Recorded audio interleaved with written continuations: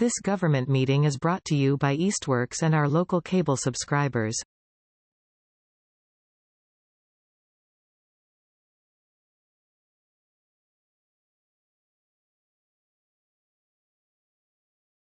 Good evening. Welcome to the Easthampton City Council meeting for Wednesday, April 22nd, 2026. The meeting tonight is being recorded and broadcast by e-media on Charter Channel 193 and live streaming on their webpage, easthamptonmedia.org.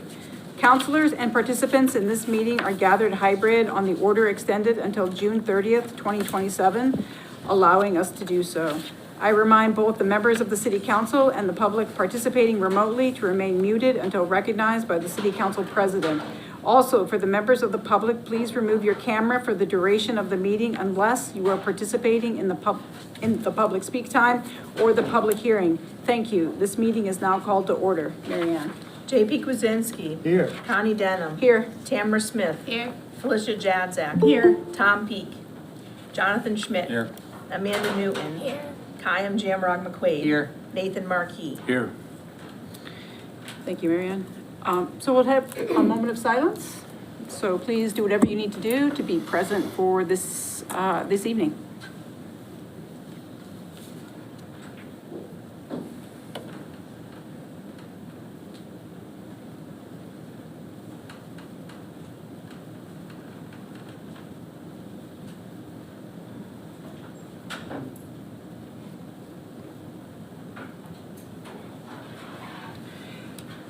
If you would like to participate in the recitation of the Pledge of Allegiance, now is your opportunity to do so.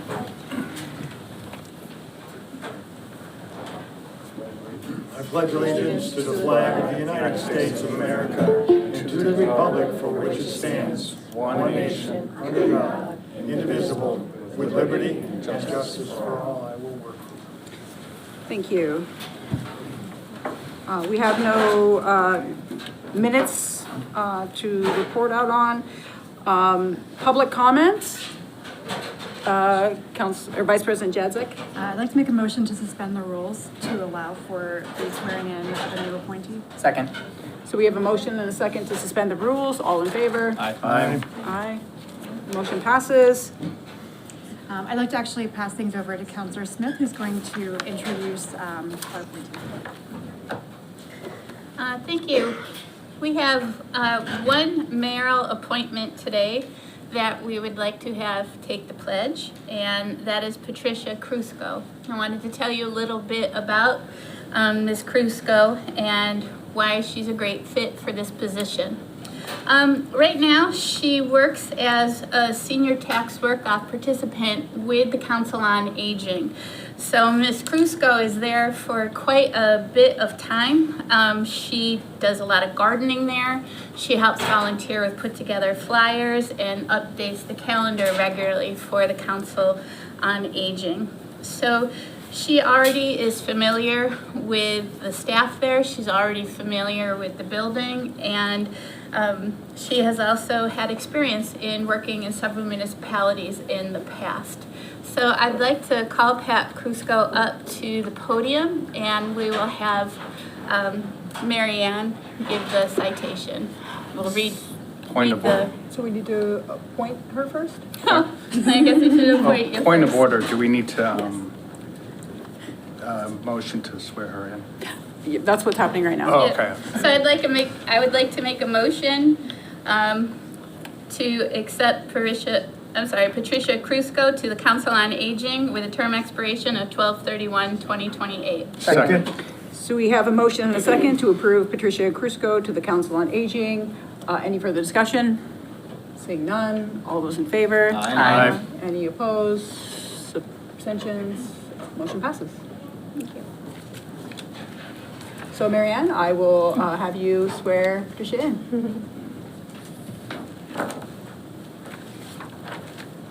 Hello. Mary Ann.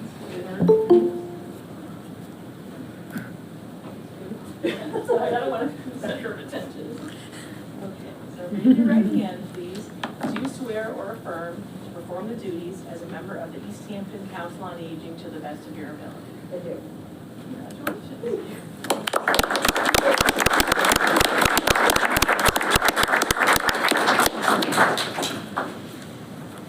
Now we will have public comments. This is an opportunity for anyone in the community to address council regarding any topics not listed under the public hearing. You will have 3 minutes to speak.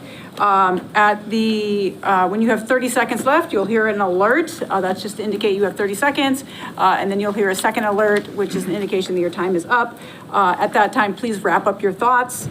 Remember that City Council cannot respond to your comments. And please make sure that you address your comments to the council. So if you want, state your name and address for the record. Kathy Wazinski, Overlook Drive. I am up today to request that the public hearing regarding the town lodging be delayed, as it's my understanding that the abutters have not been provided legal notice, written notice about today's hearing. That's my request. Thank you. Thank you so much, Kathy. Please state your name and address for the record. Thank you, Chair Denham. My name is Eric Poulin. I live in Precinct 2. Happy Earth Day, everyone. The theme of Earth Day 2026 is Our Power, Our Planet, which emphasizes collective action, community-driven solutions, and renewable energy adoption. The day focuses on empowering individuals to make a tangible impact through eco-friendly lifestyle choices, community cleanup initiatives, and systemic changes in environmental policy. In my opinion, it is therefore the perfect day for the City Council to adopt the resolution in support of restricting the construction of data centers in Easthampton. While to my knowledge, no tech firms have made offers to build an AI data center in town, this is a proactive move to protect our water supply, air quality, and to reduce noise pollution, all of which would be in great danger if such a center would be built. This is a battle that is being fought in rural communities across the country, communities like Easthampton, who are discovering that any positive economic impacts that these centers bring is negligible and is far outweighed by the damage to local natural resources and infrastructure. While discussing this resolution with folks around town, some people I've spoken with have brought up that the economic crisis that the city is in right now, that this might not be the ideal time to pass such a resolution. However, I would argue that it actually is the perfect time for such a motion, as big technology firms have repeatedly taken advantage of smaller communities such as ours that are experiencing challenging times. This resolution puts safeguards in place to guide our community against such construction. Additionally, communities that have built AI data centers have seen their utility bills skyrocket as a result of the strain these centers put on our electrical and water supplies. To date, very few communities have passed such resolutions. In fact, I believe, to my knowledge, that Lowell is the only municipality in Massachusetts to have done so. We can therefore be a model community that others can look to for leadership when it comes to stewardship of our land and resources. I ask you to please pass this resolution. I thank you so much for your time and consideration. I particularly want to thank the councilors who brought this resolution forward. Thank you. Thank you. Next. Please state your name and address for the record. My name is Bill Chickwin. I live down on the street at the Chickwin Family Farm at 116 Oliver Street. The Chickwin family has been leasing and farming the town farmland for some 40-odd years. We've never used herbicides, pesticides, or tilled the soil, but have kept the sod and microbiome intact.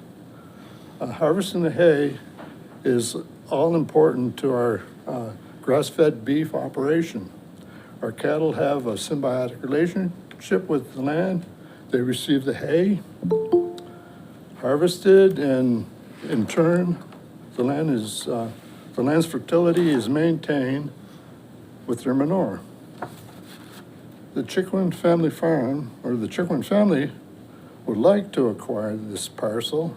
It is a necessity to our continued beef operation. We would never use this land for a solar farm. An article written by the Conservation Commission while I was serving on it in 1982 was accepted on town meeting floor and voted on to preserve the town farm with an agricultural preservation restriction, that it may not meet the same fate as the other half of the town farm land did as it became the Easthampton landfill. Thank you.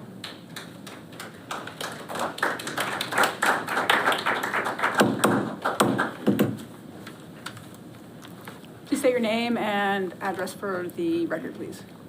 Hi, Elodie Chiquin. I live at 86 Torrey Street in Precinct 1 here in Easthampton. Hello, City Council, and thank you for your time and efforts in preservation from land in Easthampton, in particular the town farm property. My father, Bill Chiquin, who just spoke, has maintained and cared for the APR parcel hayfield around the town lodging for 40 years. Last week, as the fields started to turn green, his request for a lease renewal was declined by the city of Easthampton. The town farm fields are a vital part of his farming and feeding the cattle at Chiquin Family Farm. There's currently about 30 head of cattle, including females that are going to give calves soon. I'm here today to ask each of you to consider the cost to Easthampton citizens as a town farm is considered for disposal. I also ask that you consider a proposal put together by myself and Chiquin Family Farm in conjunction with IMDAR to purchase and to revitalize that land. Thank you for considering a project that would serve a spectrum of Easthampton residents from school age to retirement age. Thank you. Thank you.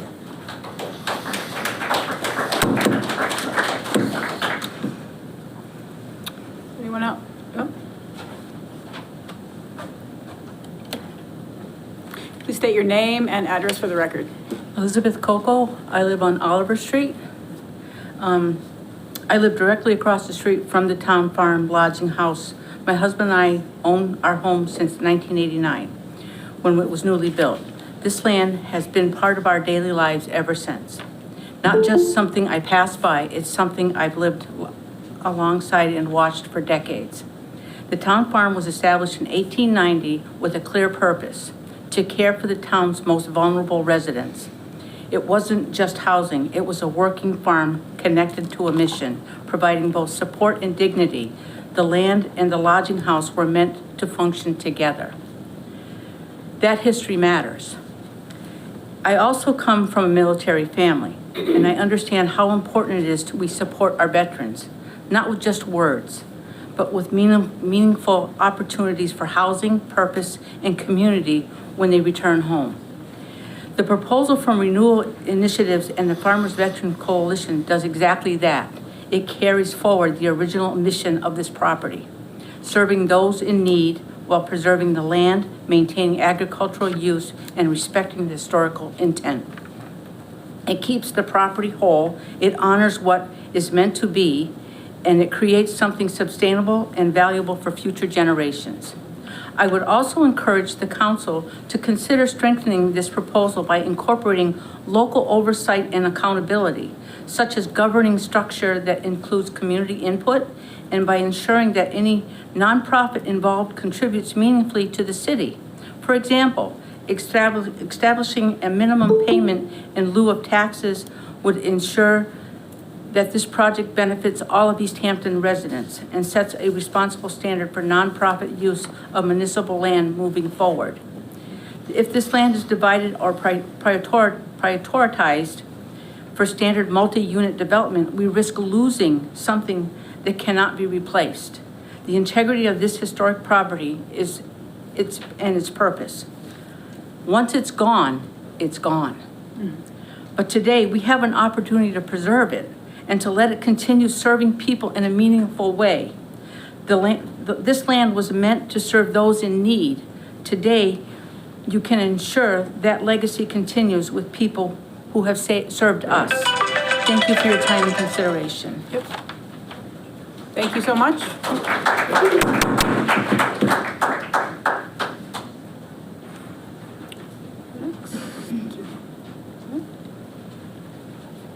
So we have one more, and then we're going to start a public hearing. So my name is Chris Cleland. I live at 34 Carillon Circle in Easthampton. Prior to that, we lived on Crown Drive, so we're just inside the neighborhood from the town farm.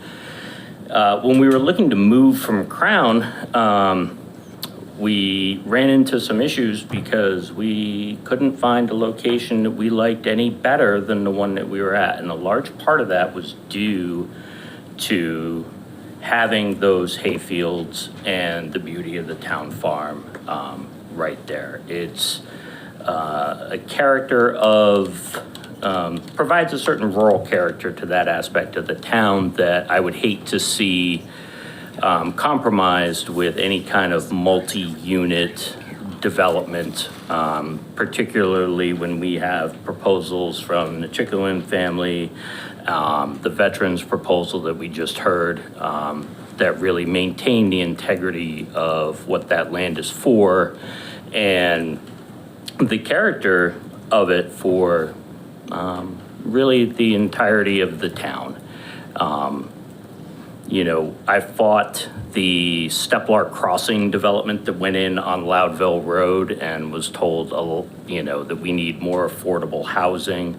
And those go for about $700,000 each. So I know that with this, I would just want to make sure that whatever comes of it, I would like to find a solution that really benefits everybody involved. And that involves keeping the fields and the farm as intact as possible. Thank you. Great, thank you so much.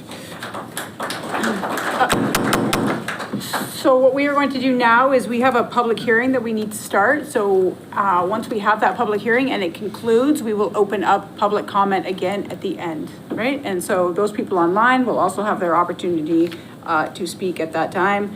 But I will take a motion to open the public hearing. So moved. Second. I have a motion and a second to open the public hearing. Any further discussion? Seeing none. All those in favor? Aye. Any opposed? Abstentions? Motion passes. We will start with the Bees Committee, Chair Jamrock McQuaid. Thank you, Madam President.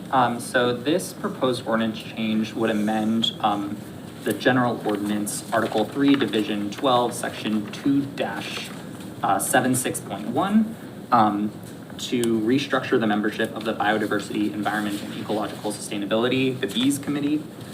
It would replace the current 7-member structure, which currently includes designated seats for certain members of certain city boards and commissions. And it would replace it with an 11-member body consisting of 8 at-large residents.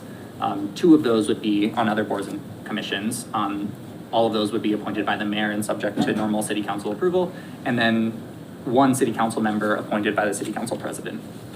The amendment also removes superseded language related to secession and also adds a transitional clause allowing the current membership to stay on until the new people get appointed.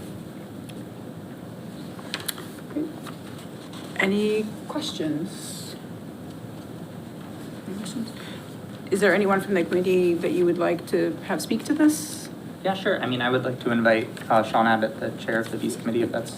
Yep, so Sean, Hello. please state your name and address for the record. Yep, I'm Sean Abbott. I live at 21 Summer Street, and I'm the chair of the Bees Committee. The reason that we're putting this forward is the original structure of the Bees Committee has been great, but the resource that we are most lacking is time. The committee members that are also on other committees are already extremely strapped for time, and a number of the original committee members have had like career changes where we are spending more time with our day jobs than we have been able to contribute to the committee. So the hope with this ordinance change is essentially to free up some ability to have more people with more time more often, so that we can actually accomplish more of the work that we have set out for us. We have a long list of ideas. We are making traction with those ideas, but right now we are slowed down by the fact that every single member of the committee has no more than a couple of hours a week at best to give. And we are very hopeful that with this expansion that we would be able to accelerate the amount of work that we're able to do for the city. Awesome. Thank you so much, Sean. If there are any questions? Yep, any questions? All right, seeing no questions. I don't have a question, but I do have a comment. Yeah. As the city councilor that sits on the Bees Committee, one of the things that I'm so impressed about is the really wide professional knowledge base that the volunteers on the Bees Committee has. And so to imagine having even more people with an education in environmentalism and pollinator protection, I just also am really enthusiastic to see this increase from its current size to 11. Great, thank you for your comments. I do have one question. So quorum is not impacted by this increase. So the current group will be able to function and continue to work, and quorum is not impacted. To my understanding, yeah. Yeah, great. Also, previously I served on the Bees Committee, and same thing, right? Incredibly dedicated group of people. It certainly was a real pleasure to be out there working with you all on the bike path and things of that nature, right? So it's great to know that more people will be able to have that opportunity and there'll be more organizing within that particular group. Awesome. Would you like to make a motion? Well, do we have members? Oh, members of the public, anyone from the public want to make a comment? In the room, seeing none. Anyone online wish to make a comment? Looks like Steve Linsky would like to make a comment about the Bees Committee. Is that from before? Okay. So seeing none, would you like to make a motion? I would like to move that the city council approve the general ordinance amendment to section 2-76.1, Bees Committee membership structure, changing it from 7 to 11 members. Second. So I have a motion and a second to amend City Ordinances, Chapter 2, Article 3, Division 12, Section 2-76.1 to add, to go from 7 members to 11 members. Any further discussion? Seeing none. All those in favor? Aye. Aye. Any opposed? Abstentions? Motion passes. Great. Thank you for that, Chair Jamrog McQuaid. Referral for disposition and resolution to declare surplus and disposal of 75 Oliver Street, also known as Town Lodging House. Chair Kwasinski.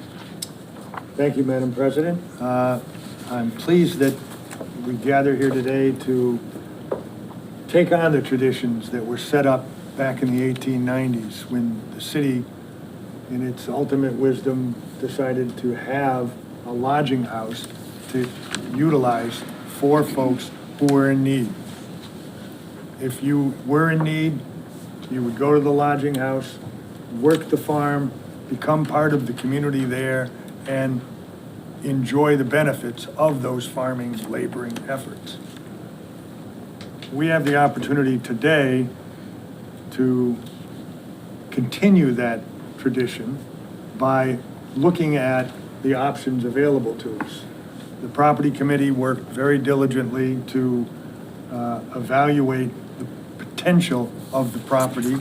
And what we found was we have a location, beautiful, approximately 54 acres of land, ideally situated in Easthampton. Oh, what a community resource this is. It is encumbered by three restrictions. Over time, the agricultural preservation restriction, the historic preservation restriction, and the affordable housing restriction. All managed to contribute in its own way to the development and growth of the property. Unfortunately, today, some of those restrictions now encumber the land such that it cannot be sold for its highest and best use outside of those restrictions. But it gives the community an opportunity to proceed and utilize those restrictions. So what does this mean? It means the property must be used for agricultural purposes, as we understand it, around the 2-acre parcel or plus or minus of the house, so that the agricultural land that's there would remain in agricultural use. Great. That requires an act of the legislature in order to have any changes to that preservation restriction. Don't get an act of the legislature every day. That's not this body, that is the state legislature. I don't think they have made changes to date in their agricultural preservation restrictions. Someday, who knows, maybe we'll all be eating something, who knows what, and maybe there won't be the need. But that's why the provision exists, to change it sometime in the future. That being said, what about the historic preservation restriction? It requires that the building, particularly the outside of the building, be maintained in a way that captures the historic nature of the property. It was built around 1890 by the city, or taken over by the city. And at that time, well, it's been what? How long has it been? 100+ years since then. This preservation restriction requires any changes to go before the Historic Commission at the state level. So the state level folks would be involved with any changes. Well, what does that mean? It means, you know, they like to see the outside of the buildings maintained to the extent that they are, okay? And to the extent that they were built, I should say. Well, unfortunately, the property's fallen into some disrepair since it's gone into disuse over the last several years.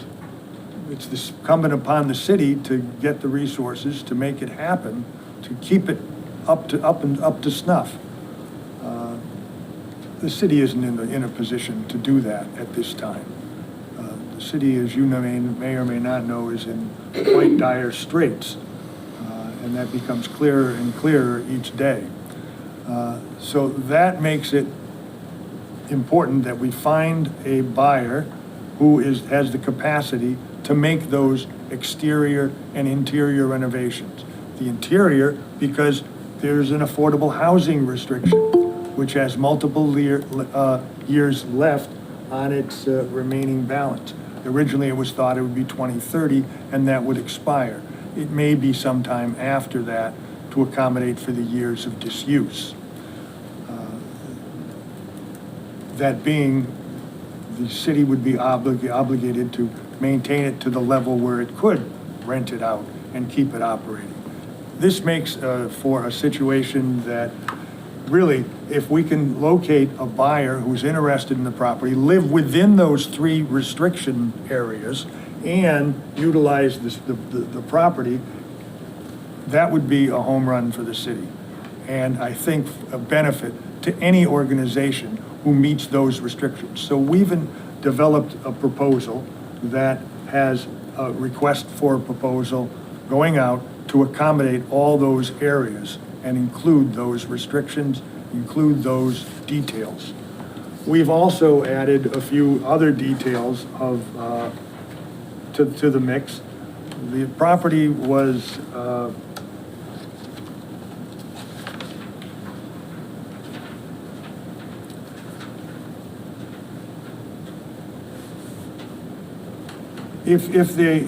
currently the property has no generating revenue for the city.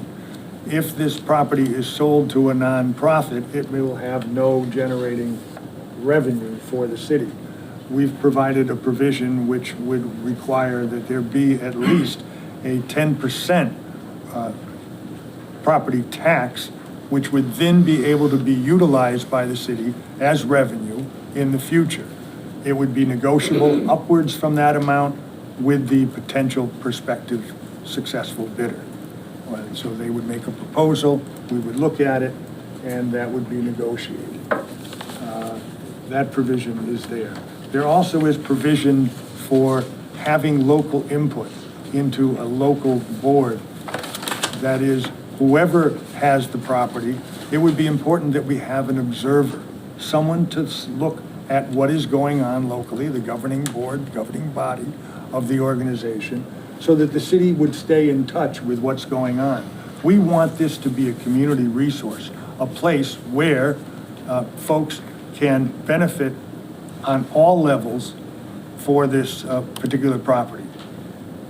It has a food and agricultural potential. We'd like to see that benefit for all the citizens of Easthampton. There may be proposals that come up with ideas like food for the schools. Who knows? That remains to be seen. We'll see what the proposals are. We also have established criteria where we have highly advantageous, and disadvantageous as criteria. The way it is written, the property committee would review the bids that come in and make recommendations to the mayor for that process. I would like at this time, if we have our city planner and our purchasing agent, who were very much involved in this process, to pick up the details from here. Just one moment, question. Yeah, could speakers put the mic in front of their mouths so we can hear better? Yeah, sure. Planning director, if you'd like to stay, or who's gonna go first? I'll State your give the name and your councilors. role in the city. Yeah, I'm Michael Owens. I'm the procurement officer for the city. I'll give you a quick thumbnail sketch. This building was leased by the city, from the city by SMOC, South Middlesex Opportunity Council. I think at the end of their use of the property, there were between 4 and 6 people living there. They were offering affordable lodging house accommodations. That entity simply walked away from the property, did not renew the lease with the city. Back in 2018, we advertised again for someone to come in and operate it as an affordable lodging house, and we received no responses. About 4 years ago, we worked with the Valley CDC to see if we could come up with an affordable housing project to save the building. That also did not work out. Would have added a lot of units to the property, and the neighborhood was not thrilled with that plan, and so the city abandoned that. It's important for people to know that the city is not considering a proposal at this time. The steps that the city council will take this evening are the first steps required by Mass General Law to declare the property surplus and available for disposition. If the city council votes on this resolution tonight, they will also be setting certain conditions for the reuse of the property. If this resolution passes, staff will then take the RFP, work with the property committee to set the dates for release and the dates that proposals would be due. Then we would move forward from there. But at this time, the city is not considering any proposals because we haven't issued the guidelines to receive those proposals yet. And that's what this process is about tonight. Please state your name and role for the city. Hi, good evening, everyone. Alice Emanuel, I'm the planning director. I think Councilor Kwasinski did a pretty good job sort of summarizing all of what went into drafting the RFP and the process that sort of, and Michael led us through the process that brought us here. I do want to reiterate, in case folks weren't able to hear, it is a little bit hard to hear back there. The property is subject to 3 deed restrictions. The farmland is under an agricultural preservation restriction and cannot be used for any other purpose. The structure, the main house and the garage are under an historic preservation restriction, and the house is subject to an affordable housing restriction. So the property is very, very limited in what can be done with it, and significant change. We don't expect proposals with very substantive changes to what has been done there in the past. I do have a question just regarding the question that was raised by a resident. At this time, do abutters have to be notified that the city is wanting to dispose of this property? No, there's no requirement for a public notice. This is not a zoning hearing. It's not a... Can you move to the microphone? Sorry. No, there's no requirement for that. This is not a zoning hearing. It's not a planning board hearing. So no abutter notification is required. Yep. Great. Thank you. I will speak to that if I may, Madam President, and say that because there is no notice required and there's nothing specific about that, as there is in zoning and planning board meetings, we insisted that this be a public hearing so that the public be as fully informed of the process as possible. A public hearing is not necessary. It is not a requirement. We asked for it. We want the public to be involved in this process, to be knowledgeable. This is a public asset that is critical to the city, very important, and a beautiful one. So it's important that we all think it through and get it right. Questions? Yeah, I have two clarifying questions. So you mentioned the property's about 50 acres, is that what you said? About 54 acres. Okay. That's right. But then I thought I heard you mention that this was only a proposal to dispose of 2.5 acres of farmland. Is that true? Or did I hear you wrong? No, I didn't say that. Okay. I said that under historic preservation is a section that is about 2 acres. Okay. So that's an additional restriction in addition to the restriction on the agricultural portion. It's the house. The house is a historic piece. The land is not the historic But the rest of the piece. land has the agricultural. The agricultural Okay, preservation restriction. And then yes. the other clarifying question was, in section like 2A about the pilot program, it says that if we enter into an agreement to sell the property for less than the appraised value, we would do the pilot. What if we sell it for at appraised value or more? I'm glad you raised that because I've been giving that much consideration as we learn more about the city's financial situation and just where we stand. And it seems to me that it would make sense to alter what's written there, to eliminate the first clause, the conditional clause, if it's sold for less than appraised value, and just remove that. But that's a separate matter, which I will bring up at a future time here. So what the answer to your question is, if it's sold at or above appraised value, there is no pilot. And when can we change that? We can't change that tonight. We can change that tonight, Okay. yes. We can change it through amendment, Okay. and I intend to propose such amendment. Great. Thank you for your question. Other questions? Questions? I just want to add one clarifying point. State your name again, please. Yep, Alice Emanuel, Planning Director. The agricultural preservation restriction covers all but 1 acre that surrounds the house. So it's basically like a square around the house, about 1 acre in size, that is excluded from the agricultural preservation restriction. However, it is subject to the historic preservation restriction and the affordable housing restriction. Thank you for the clarification, Allison. Other questions? Councilor Jamrock McQuaid? Thank you, Madam President. Yeah, I just wanted to point to the fact that the city, or in this RFP, we've also established the right of first refusal for the city. So, and just in response to, something that I heard from the public, like the fact that this is public land is something that we all should, really be thinking of deeply and being really mindful about, because once it is gone, it is gone. So that's something that I really appreciate about this RFP, is that the city, if this group or if the next buyer isn't able to continue operating the property, will have another bite at the apple. Mm-hmm. Great, thank you. Chair Kwasinski, do you have other comments before I invite the public to speak? I think we'd love to hear from the public. So if there's anyone from the public in the room, if you would like to speak to this, please, now is your opportunity to do so.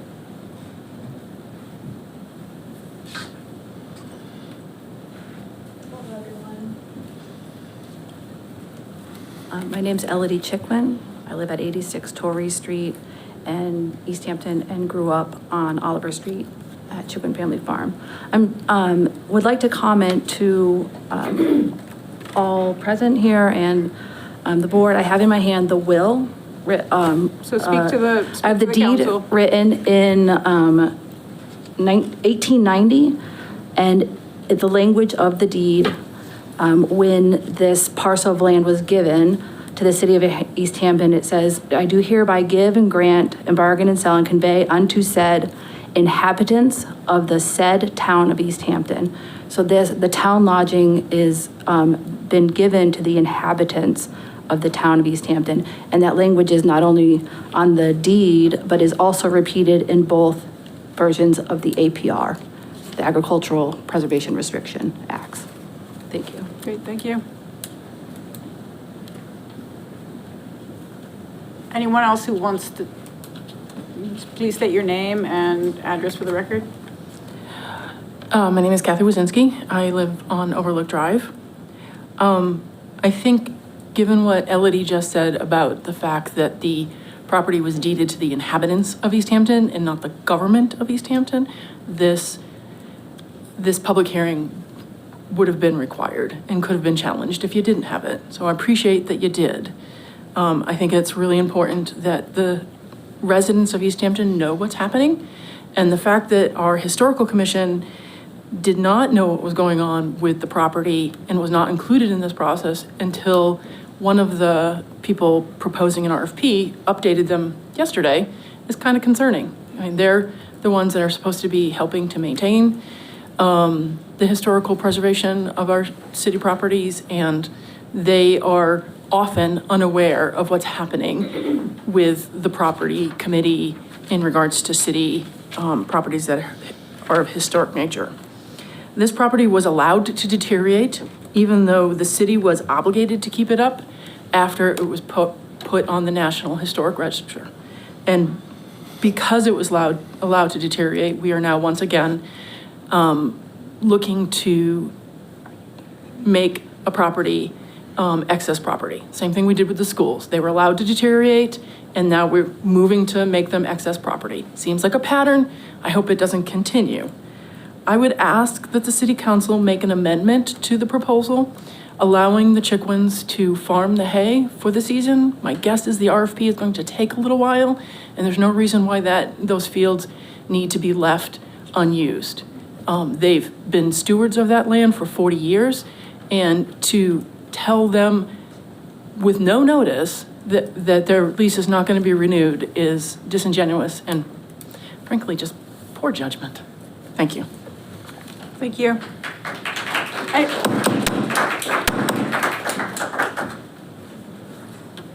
I just need to say something real quick. Yes? I did Please meet state with your name. Michael Owens, procurement officer for the city. Met with Bill Chickowin last week. He knows he can hay that field this summer. And as long as it's not sold by the city, he's been maintaining it for many, many years. So that's not an issue at all. Great, thank you.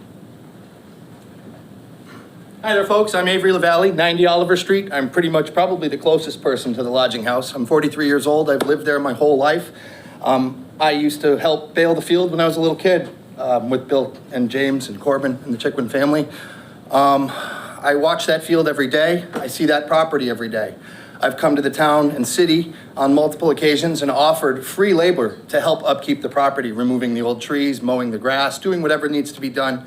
Nobody ever returns my call because, as I will reiterate from what I've heard previously from other people, that the city sort of, unfortunately, in my opinion, purposefully allowed the property to get to where it was so that they could pass it off. We've tried and tried again to get things done there that we could do grassroots as a community that would save the city, but it just seems like at every turn, sometime or another, they look to unload it. The Chickwins have been maintaining that field forever, for 100 years at least, several families, generations.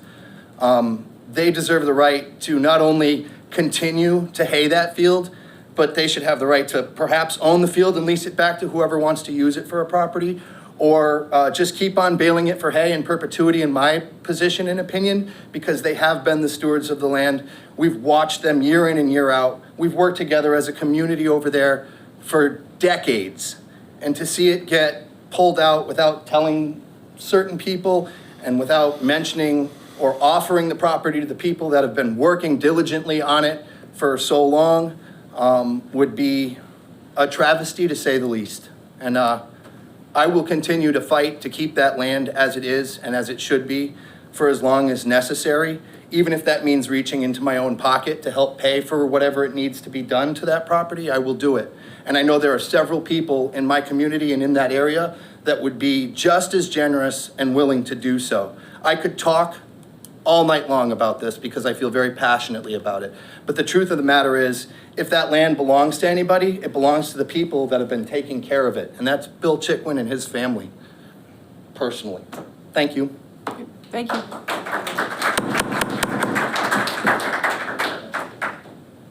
Please state your name and address for the record. Chris O'Connor, in Ashley Circle in Easthampton. And I was wondering if there's another piece of property in Easthampton that has, or have we gone through this process before? That's a question, like with a similar setup, and how did that work? And the other thing that I just want to, and that can be a general question, but I'd be interested in knowing, like, is there precedent set before this? The other thing I'd like to know is that, since it seems very clear with the deed and with the way the people talk here, that it is a people thing versus a government thing, and when we go through that process, how will that process look? I hear that we haven't defined the RFP and all that, but it sounds like it might be good to consider that there's different things to bring the people in and help the decision come from the people, not just an administrative decision. So just food for thought. Mm-hmm. Thank you for that.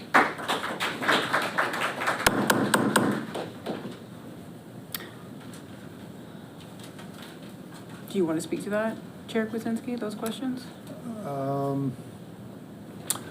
I did want to say that there is a public process and a public purpose for the property. And that process has to be followed.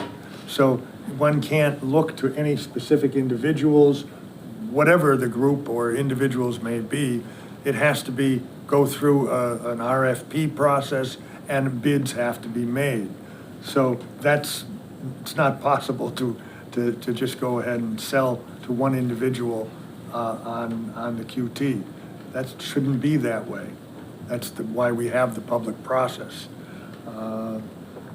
In terms of there being other similar places, there isn't a similar place to this standing that I'm aware of in the country.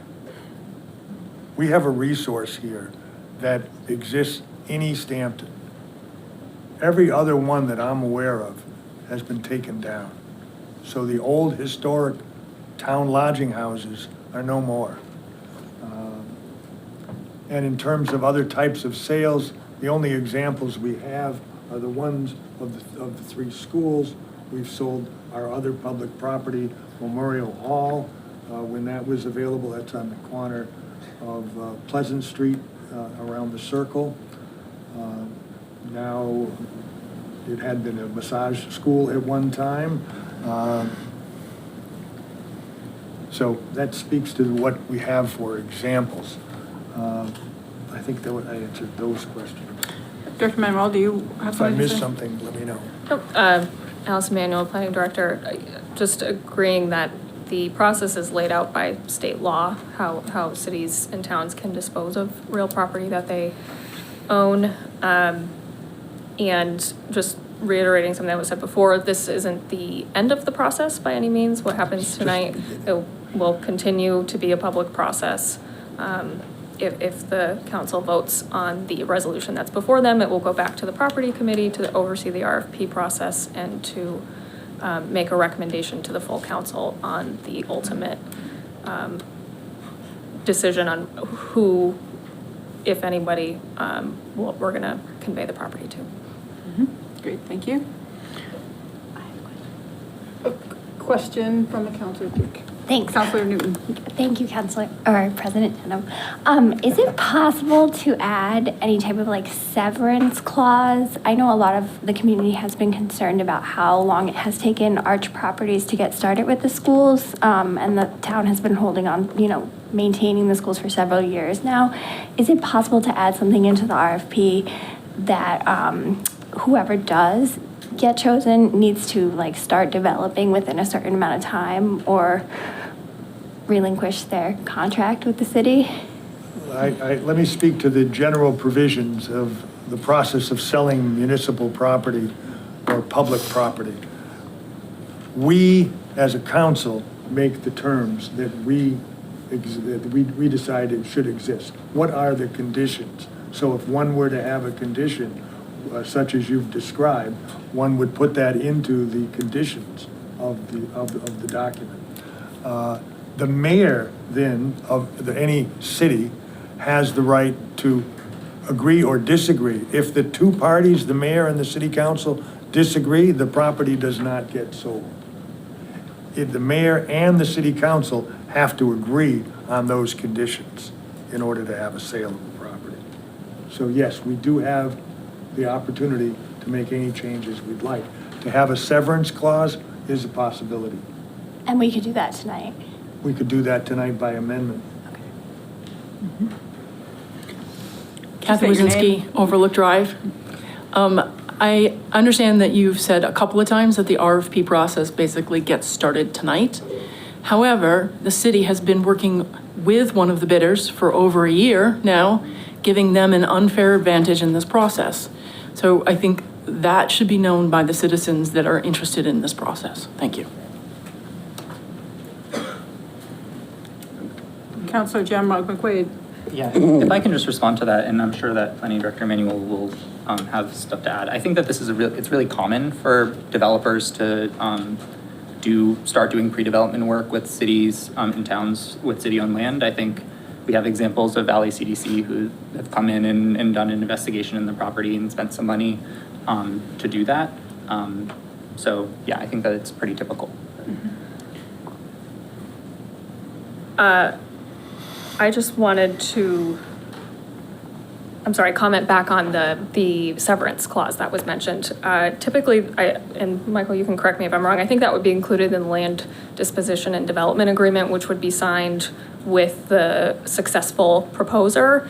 I wouldn't necessarily recommend including it in the resolution tonight, just because depending on the proposals that come in, the timeline might need to change just to be reasonable.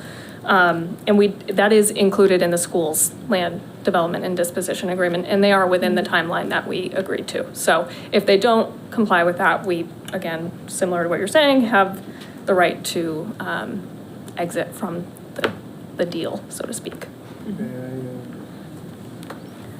Thank you for bringing that to our attention of what goes in at the mayoral level in terms of negotiations with the potential developer. So if we understand you correctly, we can expect that there would be a severance clause, an ability to sever the agreement if the work is not initiated by a certain time frame, depending on what the time frame is, who the developer is, what their plans and schedule is. And that may be something that we're clearly not privy to. We're not part and parcel of that process. Yeah, it would seem to me that we would be covered. I would look to the other counselors for their understanding of this. It is generally based on different thresholds. In the case of the schools, there's a number of tax credits that they needed to obtain as part of their financial plan for the schools. And so they laid out a timeline that they thought was reasonable to obtain those tax credits. And if they don't, then we could exit. In the case of this property, there might be other grants or things that they want to have. So there's typically different milestones that should be met. And I would fully expect that to be included. It's very similar to a due diligence process for closing on a house. It's just obviously extended quite a lot given the magnitude of the development that's usually proposed. So really what this resolution does is it declares it surplus and it disposes of the property. Authorizes the disposition of the property. Authorizes the disposition of the property, but it doesn't engage in what feels like more contractual obligation. Yes. Does that answer your question? Yeah, and I think so the city would still be able to lease it until the contract is negotiated, and we could add a clause, the mayor could choose to keep leasing it until the work is started. Is that correct? In this case, we really don't want to add additional encumbrances. No, I'm to the just property asking- While we're putting it on the street for an RFP. I hear that. I'm just asking for the public because I think that is a concern that I'm hearing from people of the public. Well, as I said earlier, I had a discussion with Bill last Right. week, and he's gonna I pay the hear that, property. but Okay. beyond just this year, like, because the schools have taken, I don't know what year they were disposed of, but it's been several years at this point.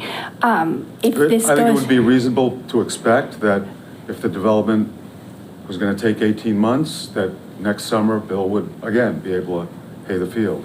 Okay. As soon as if there's a proposal that is competitive and meets all the city's requirements you folks are gonna set tonight, the city gets sold, we have no say in what goes on. You need to understand that. Okay? All right. yeah. And I guess I'll say to you guys, I'm just hearing a lot from the public that doesn't feel good to have a property sitting there, not actually being used when it was given to the people of Easthampton, and to have whoever's going to develop it just sit on it for a while. So I think we do need to consider that. Great, thank you for that. Comment? No? I simply wanted to say, if I may, Councilor that Krasinski? I would expect that with any process requiring development, it would take time. There's going to be, it's not going to happen overnight. It's not going to be 3 months, 6 months in terms of having someone get up and dig the ground, unless they come in with cash, all cash for the deal, and they're going to go ahead and move forward with all cash. It's generally to be expected that they would look for financing, perhaps public financing at the state and federal levels, maybe other grants. And those funds take time to all package and put together. As Councilor Jamrog McQuaid had mentioned, that it's a process. So it may be a year, 2, it could be 2.5. I don't know. It depends on what comes in for bids. With the schools, I think we're all anxious to see something be done, that the schools not be mothballed. And we're feeling, perhaps we need an update from the folks about how things are proceeding. And maybe we could make that request either of our own staff to allay some of those concerns. Because I think it's something that's shared. Yeah, let's stay focused on this though, but yeah. But I think we should also expect this, set the expectations for this. Yes. Other comments? I'd like to speak. Councilor. Again, Elodie Chickwin. Oh, sorry, Councilor Markey. No, I just wanted to state that we live in a representative democracy, and the people of Easthampton represented us to represent the people of Easthampton. And in terms of wills or leases and stuff, when somebody says we're willing this to the people of Easthampton, they have to understand that the government, an elected body like this, we represent the people of Easthampton. My inbox is always open. My phone number is attached to almost every single email. I am all ears to anybody that ever has any concerns and stuff. But as far as like language like that, when it's left to the people of Easthampton, the government essentially has to decide in a representative democracy. And that's all I have to say. Councilor Jamrog McQuaid? Yeah, and just to add to that, I think that's something that is unique about this process that we're setting up is that the property committee will be the RFP review committee for these proposals. So that means that, you know, with the schools, I'm pretty sure it was like an ad hoc committee advisory committee from the mayor. In this case, it will be your public representatives that are representing you on the property committee reviewing these RFPs. So if there are any concerns or advocacy that the public wants to do regarding which proposal is chosen, that is more than welcome. And the property committee is open, it's public meetings. So we'll definitely invite that participation. Comment? Thank you. Just say your name again. Elodie Chickwin, 86 Torrey, Easthampton. I just wanted to take a moment to comment on the lease of the town farm APR land to Bill Chickwin and the recent discovery that the town was not going to renew the lease. And that happened during a process where I wrote a grant that would restore parts of the hayfield. There's some historic tile drainage that drains the hayfield so that it is more productive, and it manages the water on the hayfield, and was working with IMDAR to obtain a $50,000 grant to restore those hayfields. And through the process of non-renewal of the lease, the hayfields in the city of Easthampton lost that opportunity.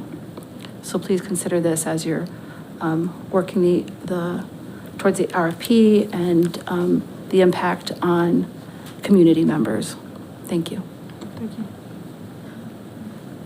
I'll be quick. Avery LaValle, 90 Oliver Street again. I may be wrong on this one, but if the land is sold for less than the assessed value, I don't believe the city has to put it out to bid. And doing the right thing would mean taking care of the people that have been working the land, not to sound like a broken record. It would be the right thing to do. I mean, no offense, but let's just talk about right and wrong here for a second. Are we gonna crash somebody's legacy farm for a couple extra bucks?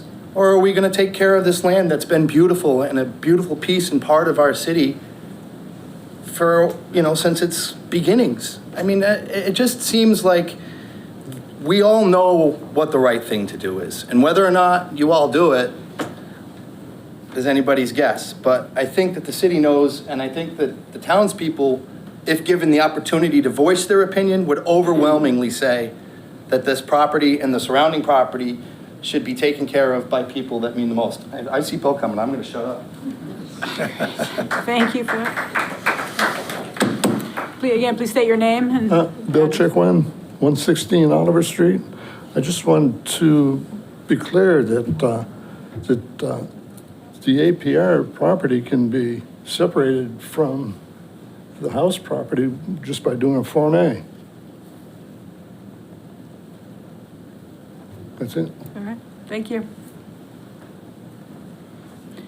Anyone else in the room for comment? Anyone online for a comment regarding this? I don't think he's for that, though. Oh, did he? Steve, Hello. hi. Please state your name and address for the record. Jessica LaValle, 90 Oliver Street. I live adjacent to the land at 75 Oliver Street. I just want to voice my opinion that the plan to sell such a rare multi-use property and a public asset instead of exploring other ways to make it work for the community just seems like a cop-out and would be neglectful long-term for generations to come. Thank you. Thank you. Steve Linsky, I see your hand up. Do you want to speak to this item? Actually, not. I was going to speak to the resolution that I thought was up earlier, so I can hold off if you'd like. Okay, great, thank you. Julie? Hi, Julie. I live on Concord in Precinct 1. I think at this point to delay voting on this. Councilor Markey had made a comment that ultimately it's the governing body, which is you guys sitting there, that makes the decision, but it's the constituents that you need to listen to the voices of. And I'm wondering also, if somebody could answer, why haven't we ever used CPA to help restore this? We've used CPA to fix a clock, to pull weeds out of Lathrop. This is a really valuable part of our community. And I think we need to look at maybe keeping it within the community, utilizing CPA, and then creating a body that will actually ultimately work over this, a committee that can help keep this in our community and make it thrive. So why would you not use CPA funding for this and help build upon that? Thank you. I appreciate your time.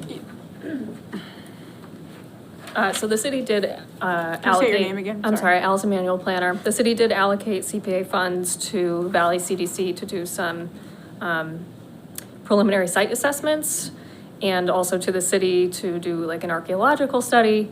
That was in the last few years, as was mentioned earlier. Valley CDC, upon doing their due diligence, determined that it was not financially viable for them to move forward with the project. So CPA funds have been invested in the property, not a lot at this point, but that's not to say that they wouldn't be in the future if an application came in. Great, thank you. Liz Perry? Hi, I'm Liz Perry. I live in Ward 3. This whole conversation is so 2 years ago. I think really the solution is the Historical Society needs to take their grasps off of the building to make it one less restriction, and then we'll have a viable property and a viable conversation. But also maybe we should just table this discussion right now because the agenda is very long and we have so much to get through. Thank you. Thank you for that. Julie.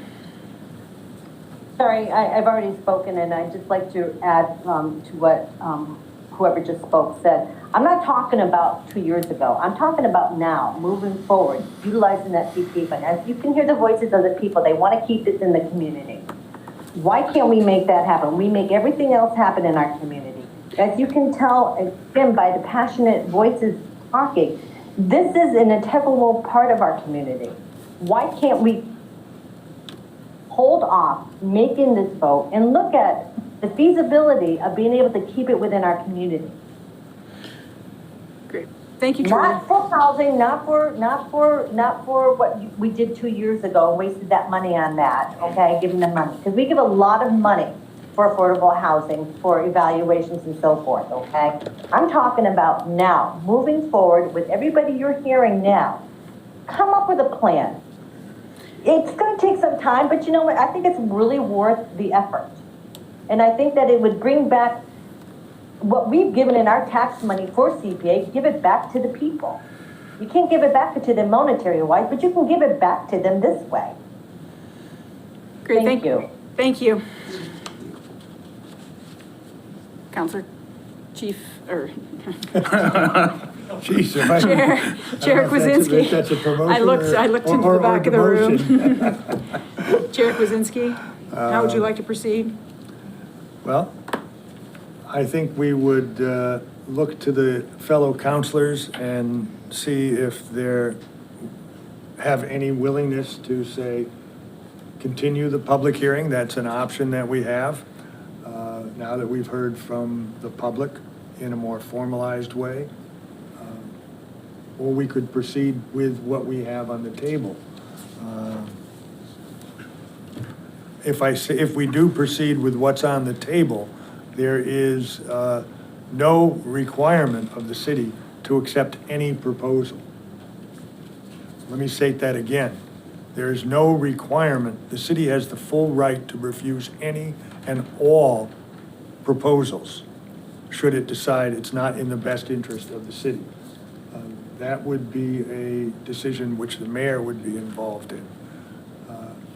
So moving forward with the disposition and getting to the RFP does not require the sale. That being said, if we'd like to give more thought to what's been said tonight, I certainly would have no objection to a continuance. I think it's often good to have the public input at this point and then to have a period of reflection. So I certainly would be amenable to that. Any discussion on that? Counselor Markey? I agree with you. I think that the public should have more input. I am not opposed to the city of Easthampton disposing of this property eventually, but I certainly would like to know and hear more about how the public feels. If the motion went forward tonight, I would abstain on a vote. But that's just where I'm at right now. Counselor Newton? Thank you. I would also abstain today if it were to go forward on a vote. I came into this thinking this was going to be a no-brainer, and I appreciate that so many people have come forward and been able to let me know that this is not a no-brainer. This is something we need to consider much more carefully. I think there's a lot of valid arguments about how this is so special to our city that no other city in America has this, that we really need to consider whether this is what we want to do, because it is permanent for the most part. I know there's a right of first refusal, but yeah. So I would abstain as well. Councilor Jan McQuaid? Yeah, I mean, I definitely hear the concerns of the other counselors. I guess what's tricky for me is I'm not sure that anything that we heard tonight changes the underlying conditions of the property and what the city, like the position of the city to actually do anything.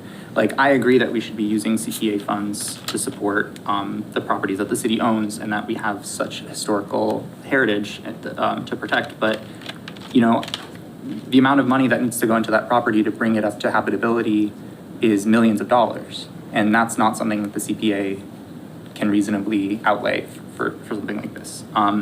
So I think that no matter what, unless we are able to push for the legislature to remove historical restriction, remove agricultural restriction, the city isn't in a place to do anything but let that building continue to sit and rot. And I think that there's definitely input to be had at the property committee level once we start and there's the potential for people in the community to see that we're putting out an RFP and coming up with ideas for their own proposals for their property, given what the restrictions are. But I don't think that anything we're putting into this RFP or into this resolution is above and beyond what's required by law. And this sort of just sets us in motion to be able to see something happen with that property, whether it's a dream of someone in this room or, you know, some of the proposals that we've already gotten wind of. But, you know, I think that we're in a housing crisis, and we're also, we have people who are interested in this property and want to invest money in our community to bring it up to that point. So I think that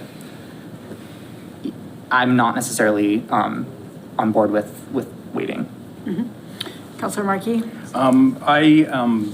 Just to clarify that I have also heard about the potential proposal coming from somebody, and I think it's a great proposal. I think it's a one in a lifetime proposal.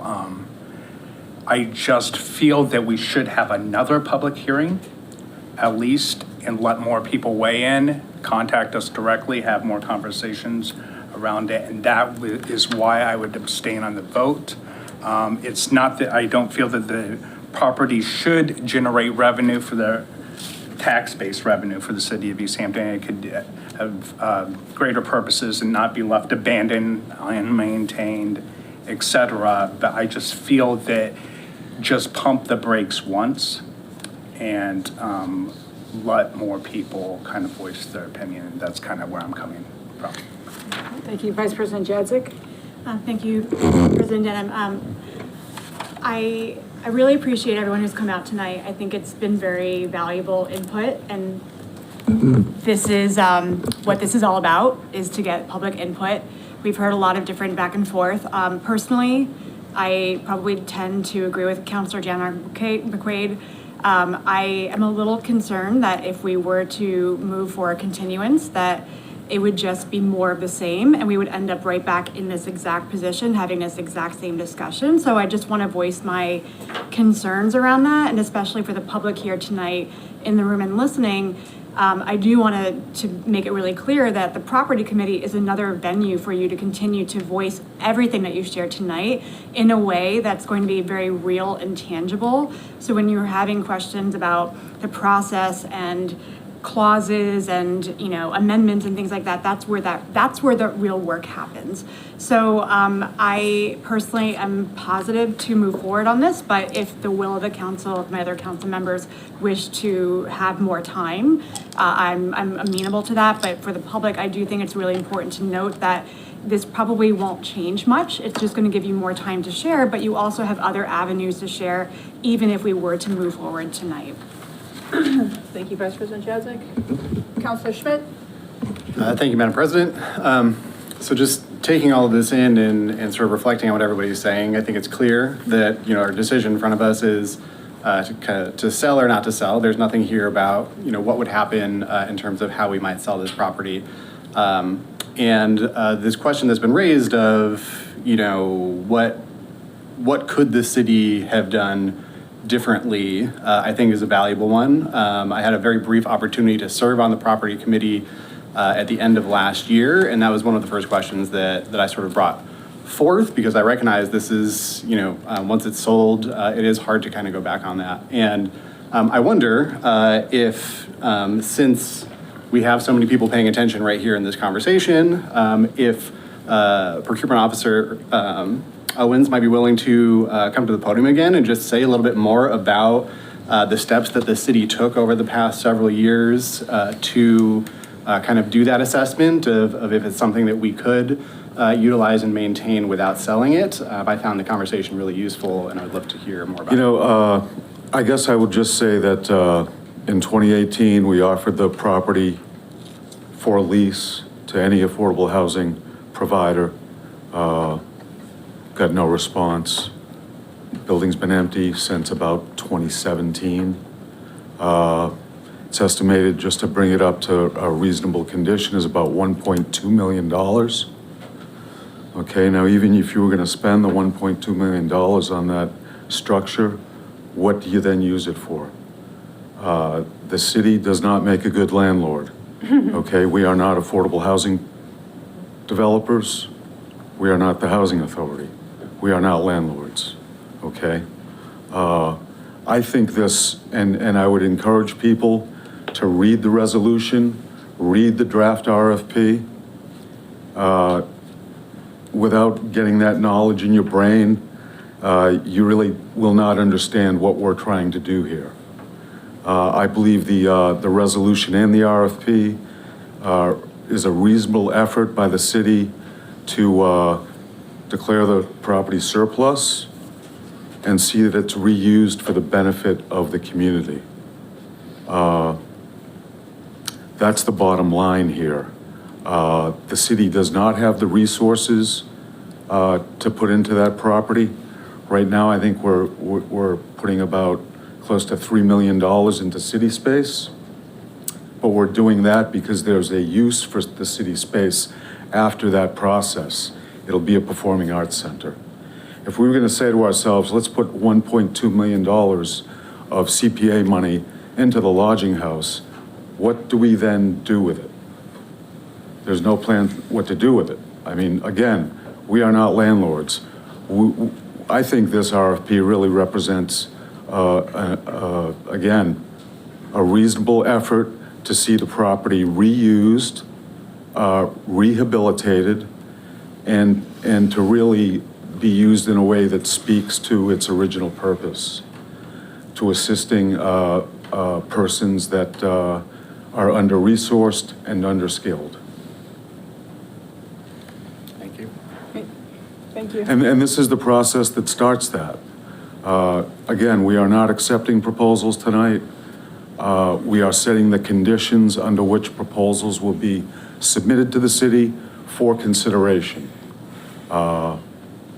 That consideration will be done by the property committee with support from staff.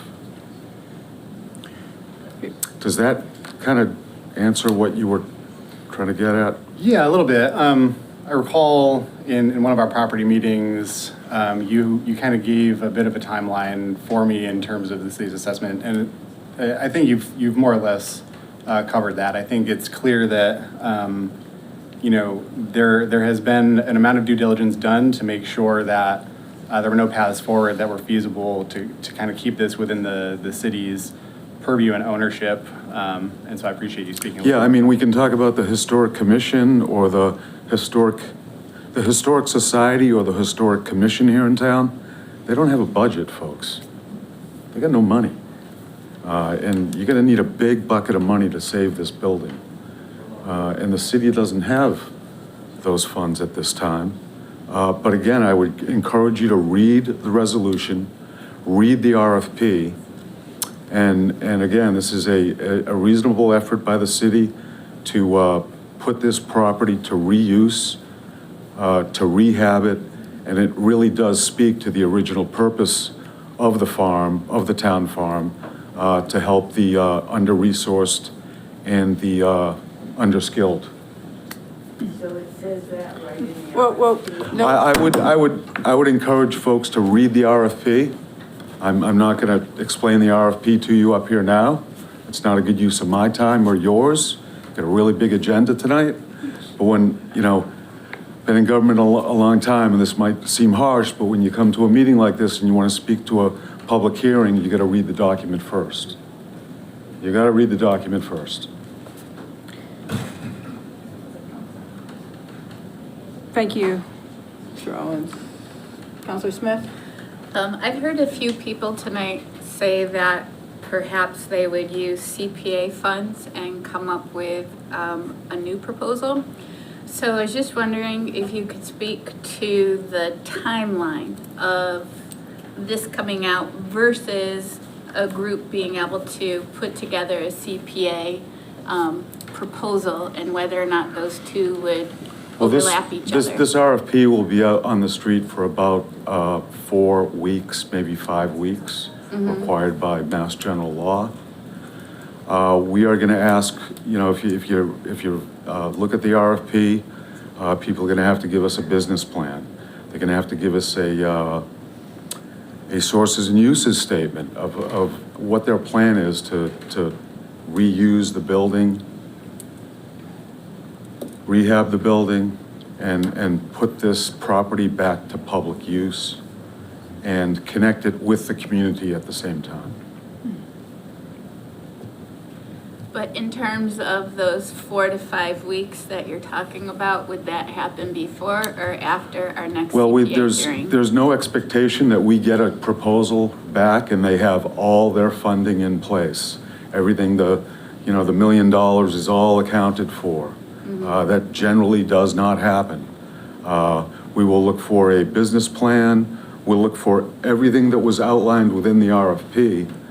But then the city, if the property committee chooses to select that RFP, they feel it's competitive enough and it meets all the requirements that you folks are setting tonight, then the city enters into a purchase and sale and a land development and disposition agreement, and that's where the details really come in. Are you anticipating applying for CPA funds? Are you seeking funds from private sources? Are you doing fundraising? The pro forma you've presented in the proposal response, can you expand on that? How much of this is committed? How much of it is on deck, so to speak? No one responds with a proposal for every single penny unless they're Elon Musk maybe, or someone very, very rich. I just want to add about the CPA process too. The CPA committee would want all of that same information before they granted any funds to a project. They want to know where the other sources of financing are coming from. They need to know it's a viable project. So it would be very premature for them to award any grant funds to any project without the city first going through this process.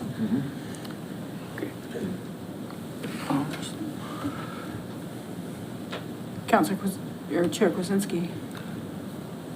I have to express my appreciation to everyone who's giving their input tonight. This is an open and public process, and I think we all want to consider everything and every possible plan that could be on the table as I look around.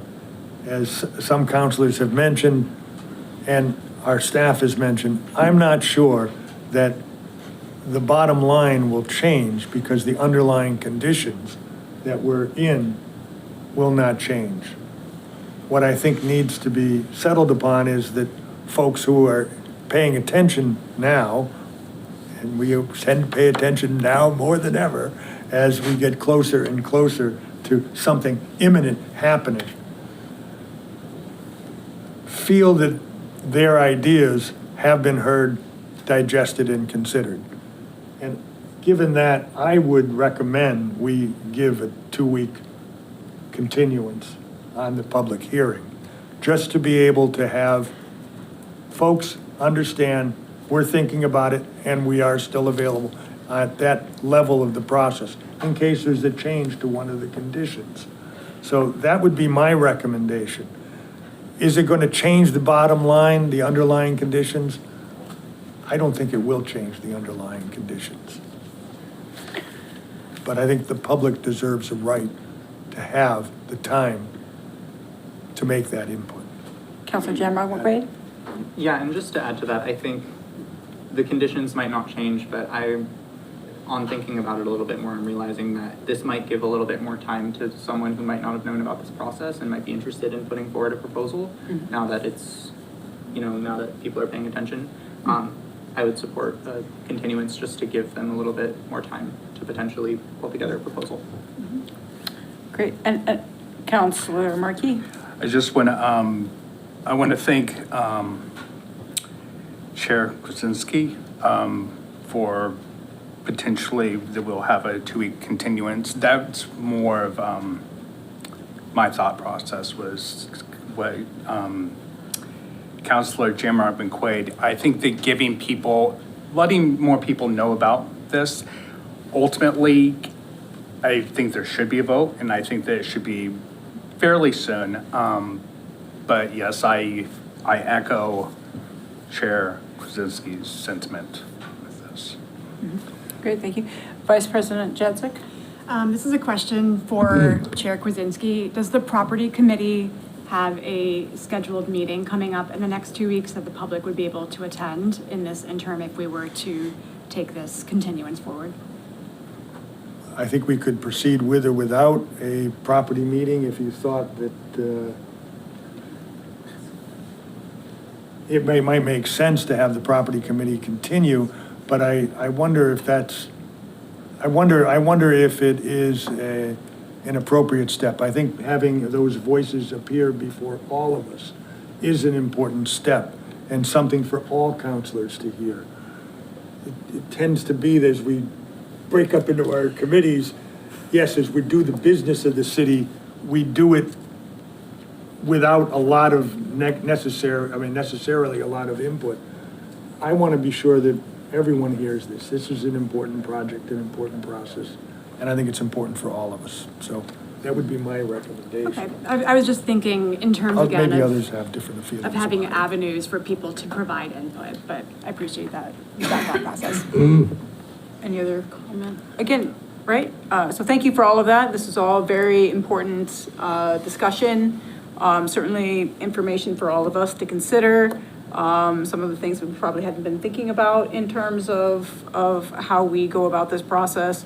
Again, I just want to remind people that this is a resolution to declare surplus and authorization to dispose of the property. It does not preclude anybody in this room from partnering, from working to put together your own proposal for an RFP, right? I think there's lots of things that people are able to do, right? If they are wanting to keep this work not only within their community, but for the community, right? And so I think there's lots of opportunity and I would think that there's opportunity for partnership that maybe we hadn't been thinking about. So Councilor Kwasinski, would you like to make a motion? Sure, I'd just like to follow up on your thought process. I appreciate that as you talk about partnering, I think that partnering should be something that, or could be something maybe that any individual or group would like to see pulled together. And I'd like to encourage that idea. Maybe there are people in this room who may partner together, and we'd love to see that. I would like to have the public hearing on this be continued, and I will put that in the form of a motion until our next meeting. Tuesday or Wednesday, May 6th. Wednesday, May 6th. Second. At 6:15 p.m. in these chambers. Second. So I have a motion and a second to continue this public hearing until May 6th at 6:15 in these chambers. Any further discussion? Seeing none, all those in favor? Aye. Opposed? Abstentions? Motion passes. Thank you to everyone who participated in that. We now have a series of supplemental appropriations. The first appropriation, we are going to start with Vice President Jadzik for the CPA. I am going to ask that Counselor Schmidt step out, and then we will invite Counselor Schmidt back in. Great, so this first appropriation is, request is made for approval for the amount of $103,250. I'm sorry, can we take a recess? Can we, Could people please be silent as you leave? We are continuing our business. Conversation can be held outside of the building and towards the back, but we need to continue our business here. Thank you.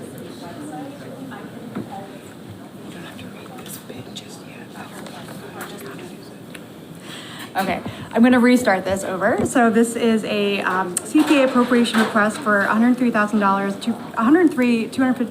Can't talk tonight. $103,250 from the fund balance reserved for historic preservation to the library annex design, and we have Ava Gersel here to speak to this. Hi, I'm Ava Gersel. I'm the CPA coordinator.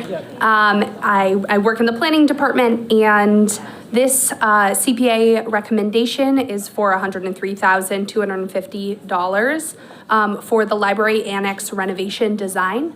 And this is $9,000 over the original requested amount of $94,250, which is 50% of the estimated design cost. So the library applied for 50% of their design cost for the library annex renovation project. And over the course of the conversation with the library board and with the CPA committee, as well as receiving some guidance from our partnership organization at the state level, the Community Preservation Coalition, given that this property is being treated as a historic building, as it is a contributing member to the Main Street Historic District, and it is applying for CPA funds under the historic preservation category of CPA funds. It was determined that enlisting essentially a peer review historic preservation consultant for the additional $9,000 to review their design plans as they're being produced to ensure compliance with the Secretary of Interior standards for historic rehabilitation was recommended. So that got us to our final number of $103,250.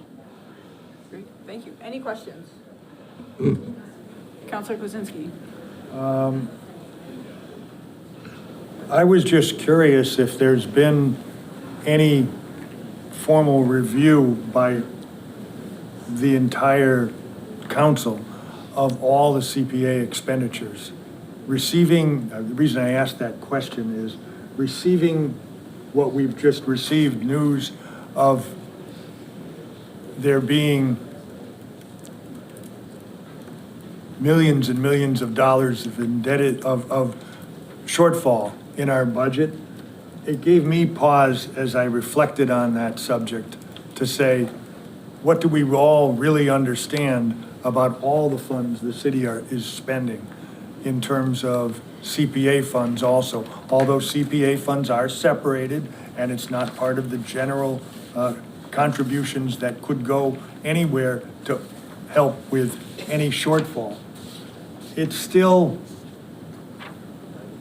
made me think maybe we should have an update of all of our funds before we really get into any expenditures of any CPA funds. Just wanted to throw that out. I am concerned that we at least have an opportunity to hear all those possibilities. And I haven't heard of a recent update of all of our situation. So have you heard of anything where the council has been informed of what are the plans? What's the annual report? Councilor Kwasinski, we're focused on I am. this And item. I'm trying to get to a point where I won't vote no on something that I support fully. So every CPA recommendation comes in front of this council for a vote for appropriation. So every piece of funding that has been appropriated to a CPA project in the last 22 years of the CPA's existence in Easthampton has been appropriated by the city council. Right, I was looking for an overall, our overarching, what's our plan for this year? What do we see upcoming? What do we have what do we have outstanding? I know we have city space and they're gonna be, they're looking for so much money to do So that this, building. the CPA And I know committee. you guys do a lot of work on those areas and are very much informed, but we make the final decision, and I want us to be sure we're doing our due diligence in that process. So the CPA committee compiles and submits a budget each year, which is reviewed and approved by this council as part of your overall budget.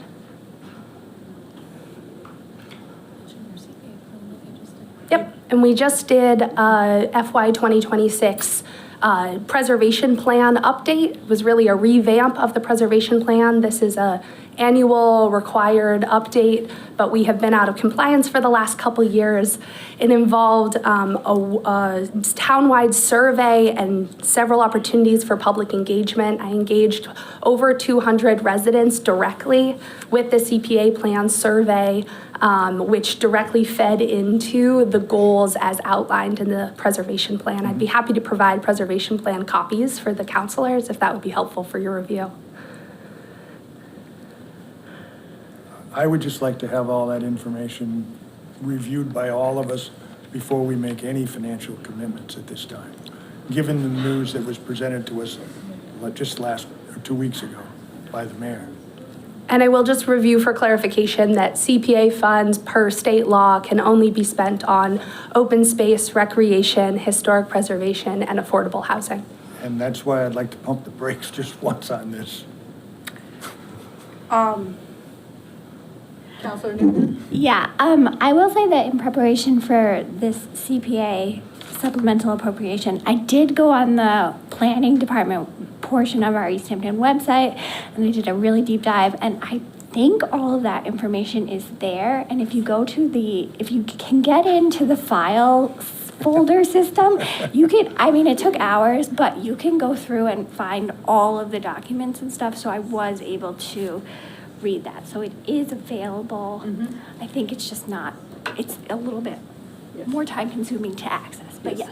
It is available, and I also attended the meeting recently that you went over all of your plans and proposals for the next year, et cetera. So I think that information is out there and available for folks to see. I recognize the concern that you have regarding the city's financial budget. I do believe that this is a separate set of funding for the city for specific, projects.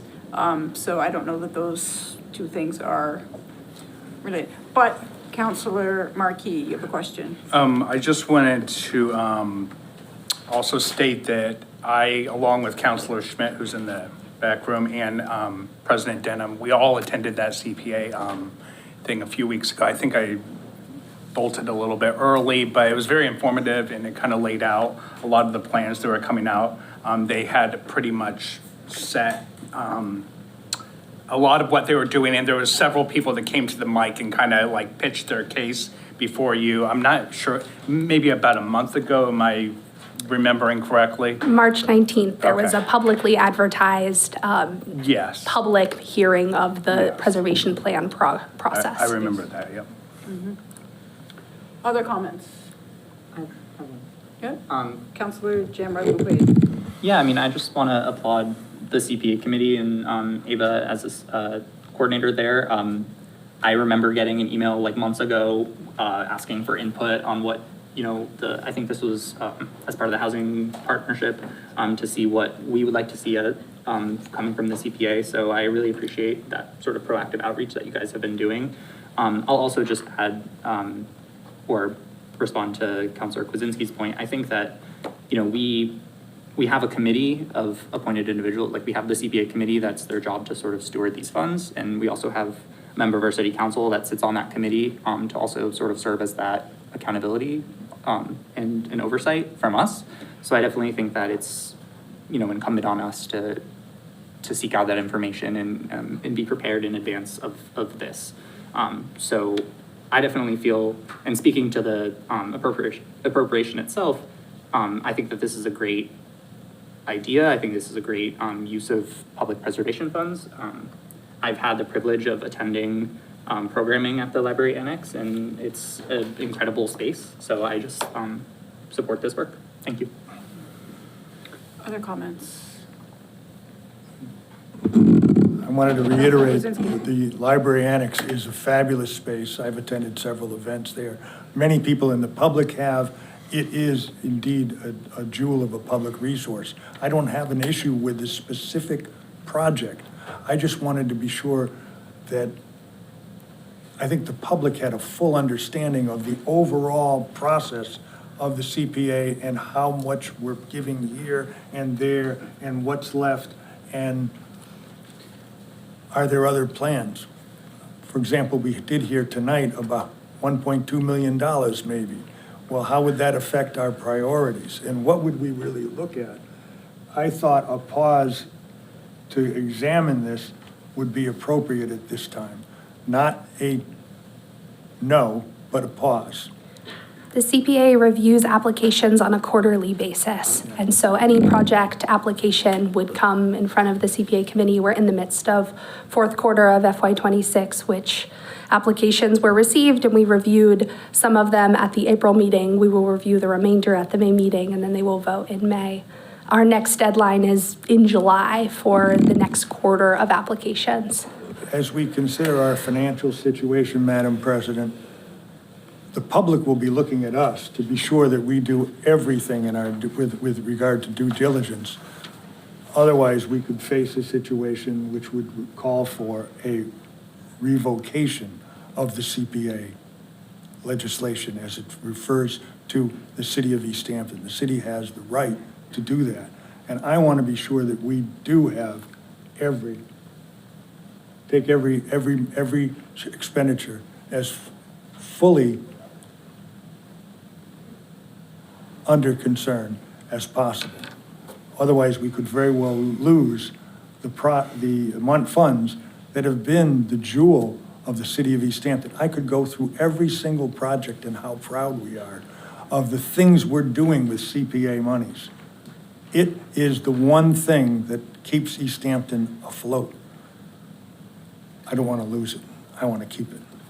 Vice President Jacek? I think we're getting a little off track here.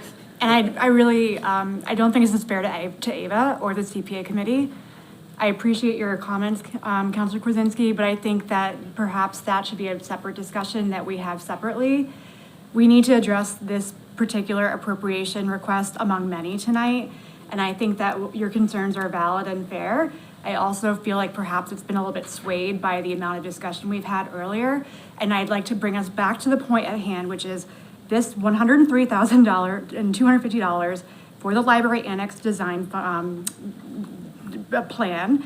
And I think that the questions about what money is being spent and the plans, and this is, we've reiterated over and over, this is separate from the budget. So I don't appreciate you, in my opinion, fear-mongering a little bit. I want us to be very clear about what we're talking about right now. And so I would like to see if we can maybe limit our discussion to the item that is up for discussion right now and allow Ava to address any other questions about this particular request for appropriation so that we can go through and vote and see where the votes lie at that point. Any other questions? Okay. Any other questions for Ava? Do we want to make a motion? Yes. Do we have to put it out to the public? Oh, anyone from the public? Yes, great, thank you. Julie. Hi, it's Julie again from Precinct 1. First off, I think that Councilor JP is very valid in his point, because let me tell you, I was looking on the CPA site. To get to what you guys even spent the money on, you have to dig through that. It is not very transparent. We don't know what was taken in as a community member. I don't know what was taken in every year and what is being spent every year. When I finally did get through the folder, there was only what was spent, not what we had in place. What he's looking for is for transparency, and I, for one, as a constituent, appreciate that. And I don't think it's fear-mongering at all. This is information that should be put out before you even vote on. This is what we have. This is what we're spending. So please, don't insult him by saying he's fear-mongering, because he was certainly not fear-mongering. Thank you. Do you have the balance for the historic preservation? Yes. After this pending application, the historic preservation specific set aside would have 27,751 remaining. The undesignated account, which could be used for any of the 4 categories of CPA, open space, recreation, historic preservation, or affordable housing, has a total of 648,000 and some change. Great, thank you. Any other comments from the public? I will also note that that spreadsheet is not kept live on the city website as it is frequently changed. However, it is showed at every CPA committee meeting, which meets monthly, 3rd Thursdays. Awesome, great, thank you very much. So that is made public. Great. Any other comments from the public? All right, seeing none, do you want to make the motion? Yes, I'd like to make a motion in the form of a request hereby made for approval of the following appropriation. Amount requested, $103,250 to be appropriated from 02400243242, fund balance reserved for historic preservation, to be appropriated to account 024298154002500, library annex design, $103,250. The amounts requested will be used for the following purpose. The funding is to design the library annex renovation in accordance with historic preservation standards. Second. I have a motion and a second to appropriate $103,250 from fund balance reserved for historic preservations to library annex design. Any further discussion? Seeing none, all those in favor? Aye. All those opposed? No. Aye. Abstentions? Motion passes. Great, thank you. Should we call that? Yeah. Counselor Schmidt. All right.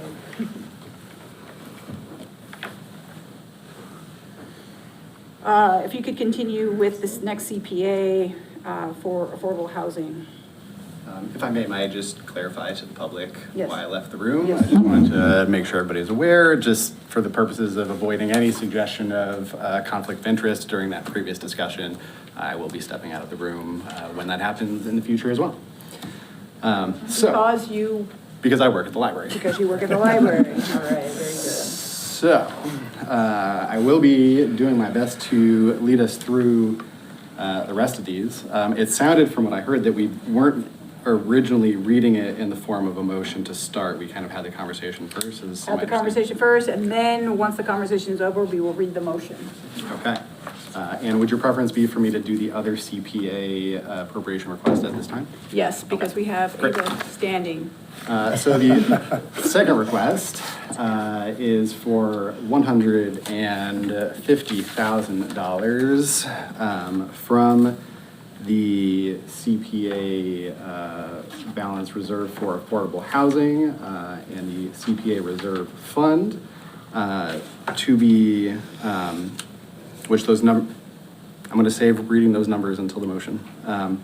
To be appropriated to is be the Valley CDC additional mortgage subsidies, which is a continuation of a existing program. It's the city's 3rd time supporting this program, but I'm sure Ava could share more about it. Certainly. So Valley CDC is a nonprofit who the city has collaborated with before to assist affordable housing. And Valley CDC here put forward an application for 3 additional down payment grants. They're actually loans that are become grants after 19 years of home ownership. So these are 3 $50,000 grant/loans to be given to low or moderate individuals, households or individuals who are attempting to purchase a home in Easthampton. These $50,000 grants are given at the time of closure, so only a family that is in the process, that is like about to purchase the home. And they are under a first come, first serve process. You have to have completed Valley CDC's financial training and screenings. And they do a very thorough assessment of the property that is in question and the person's related finances who's attempting to purchase the home. And the reason we have an even $150,000 in front of the council today is that about a year ago, in 2025, Valley CDC put forward an application for over $200,000 for three $50,000 mortgage subsidy grants and the necessary administration costs and financial literacy to administer those three $50,000 grants. And fortunately, the three $50,000 grants were expended rapidly. There was a shift in the housing market, and Valley CDC was able to get three low or moderate individuals/families into homes really quickly, and they didn't utilize all of the admin funds set aside for that process. So it's really a happy situation that they had extra admin funds, and they said we could just ask for three more subsidy grants and use those existing admin funds to put three more households into homeownership and wealth generation in our community. Great, thank you, Ada. Any questions? Any questions from the public? All right, seeing none. Councilor Schmidt, do you want to make a motion? Yeah, so I would like to make the following in the form of a motion. Request is hereby made for approval of the following appropriation. Amount requested, $150,000 to be appropriated from 0024.0024.3243 CPA reserved for affordable housing in the amount of $59,077. As well as 024.2999.5966 CPA Reserve Fund in the amount of $90,923 to be appropriated to 024.2982.5400.2471 FY26 Valley CDC additional mortgage subsidies, the amount of $150,000. The amount requested will be used for the following purpose: to provide three additional down payment assistance grants to accompany financial training and admin costs from the FY25 Valley CDC grant. Second. So I have a motion and a second to approve $150,000 from CPA Reserve for Affordable Housing and CPA Reserve Fund for FY26 Valley CDC. Any further discussion? Councilor Smith. So this particular grant would help three families within the city. Okay. I'm going to be voting no for this simply because I think that's such a large amount to put towards such a small number of people. I would like to see the funds raised by different nonprofits in the area rather than the city. That's my personal opinion on that. Any further discussions?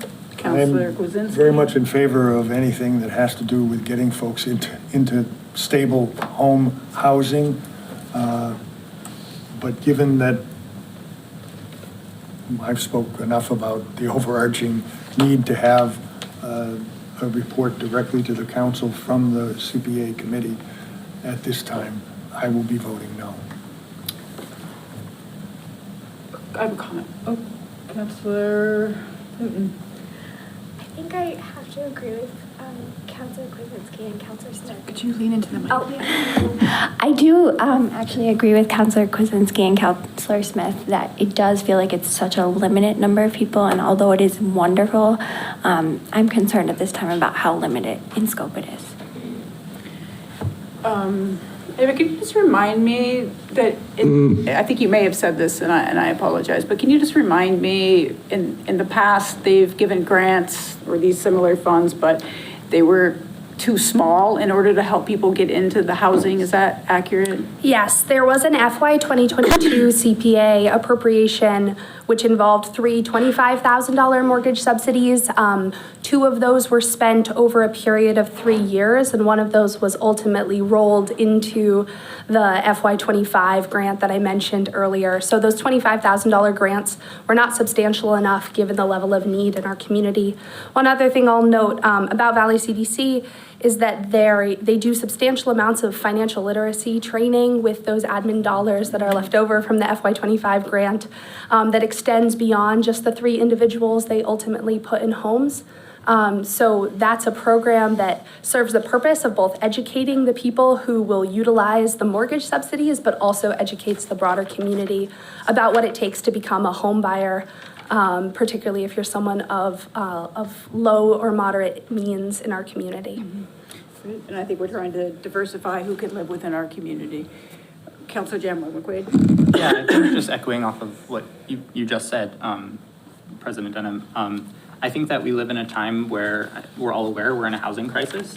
And, you know, I hear the concerns from Councilor Smith about this helping such a limited group of people. And, you know, I think that while this is a Band-Aid, like, you know, we're living in a broken housing system where homeownership has become the primary means for people to increase their wealth, and it's become an investment for people.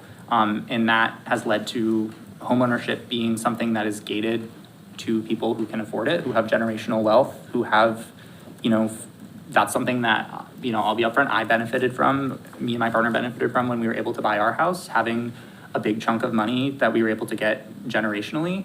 And this is something that I think allows a little bit more diversity, and it makes it so there are people in our community who can stay here and can set down roots without needing to be coming from, you know, money. So I wholeheartedly support this. I think that we've had great success in the past with this program. And like I said, it's definitely a Band-Aid for a broken housing system. But I think that there are very few other opportunities for this kind of thing to happen, so. Other Councilor Markey. I just want to echo Councilor Jamrock McQuaid on this. I will be voting yes on this.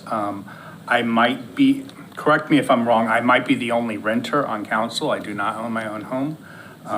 And I am always very much looking, not personally, but generally looking to, there's a line like that's almost impossible to leap at this point as far as home ownership is concerned. It used to be like, you have a job, you can own a home. And I'm finding this more and more as a reality that I may never own a home because I won't ever be able to traverse that line. And so I just want to credit the City of Easthampton, or CPA, or whatever nonprofits help folks like me or folks I know that are like me to kind of jump from here to there to be able to actually purchase their own home, because I'm a renter and I probably pay more in rent than a lot of people pay on their mortgages. So I will be voting yes in favor of this. If I could make one more comment too. So in the CPA's preservation plan process that we discussed earlier tonight, they outlined 8 broad guiding principles for projects evaluation and selection that they review as they receive applications.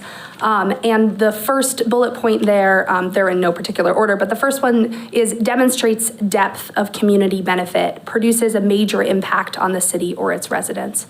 So the committee definitely, the CPA committee definitely thoughtfully reviewed this application and determined that it was in high alignment with that particular guiding principle, that the depth to the 3 residents, as well as the dozens others that utilize the financial literacy trainings and first-time homebuyer programs by Valley CDC, is substantial enough to constitute this being a worthy CPA project.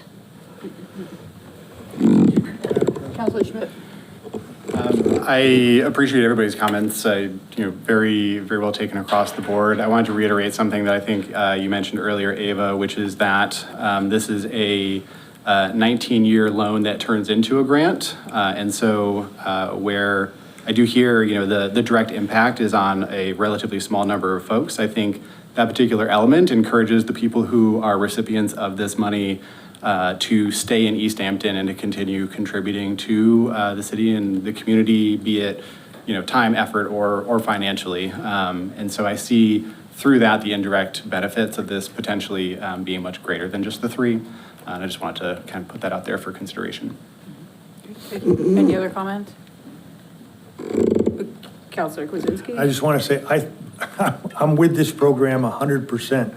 I wish that it were brought up in 2 weeks. I wish that it was something that we could vote on after hearing a full presentation.